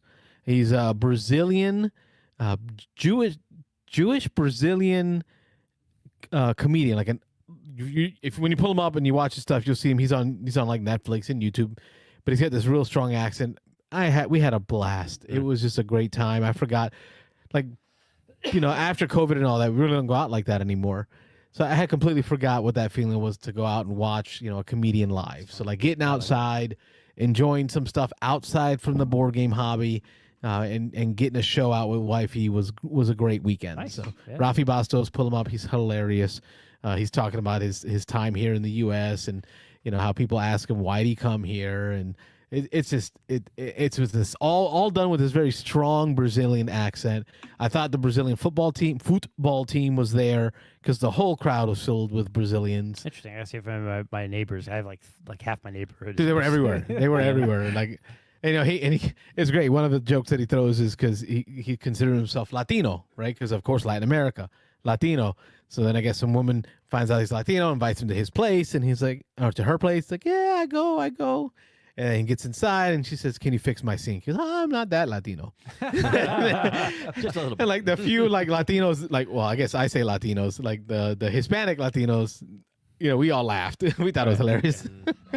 Great show, Rafi Bastos comedy. It's funny. Check them out. Nice. That's it for me. That's my OGG. Yeah, that's got it for me. Yeah. Well, that gets us to the end of another stellar 2.5 hours. episode. Yeah, almost half. Yeah. Oh, chat's still sitting in the chat post. I fell in the pit. The Pit. Any Mouse Rat fans? Listen, it wasn't on Univision, so I'm not familiar with it. Mouse Rat. Yeah, I don't know. Sounds like maybe a band or music song. Maybe I don't know. Maybe got him thinking about it. We appreciate all those commenters in the comments, all the callers, except for you, Jordy, out of wherever you Minnesota were. or wherever it was. And the other guy. And Yeah. the other guy. Now I got to go edit some From audio. California. Yeah. But all of you that commented in today and called in, thank you so much for being a part of this community. We look forward to seeing you guys next week.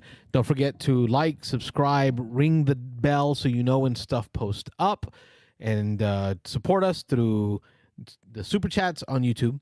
You can support us through PayPal, Venmo, and Cash App at Beansanddice or cash symbol Beansanddice, depending on the app. Email us at beansanddice@gmail.com if you have any questions or comments for the show. We'd love to hear from you. Call in during the week. Leave a voicemail so we have something to listen to as we prep the show up. I've been your host, Carlos. I'm Rob. And I'm Wayne. Thanks for watching the Beans and Dice podcast. Don't forget to like and subscribe.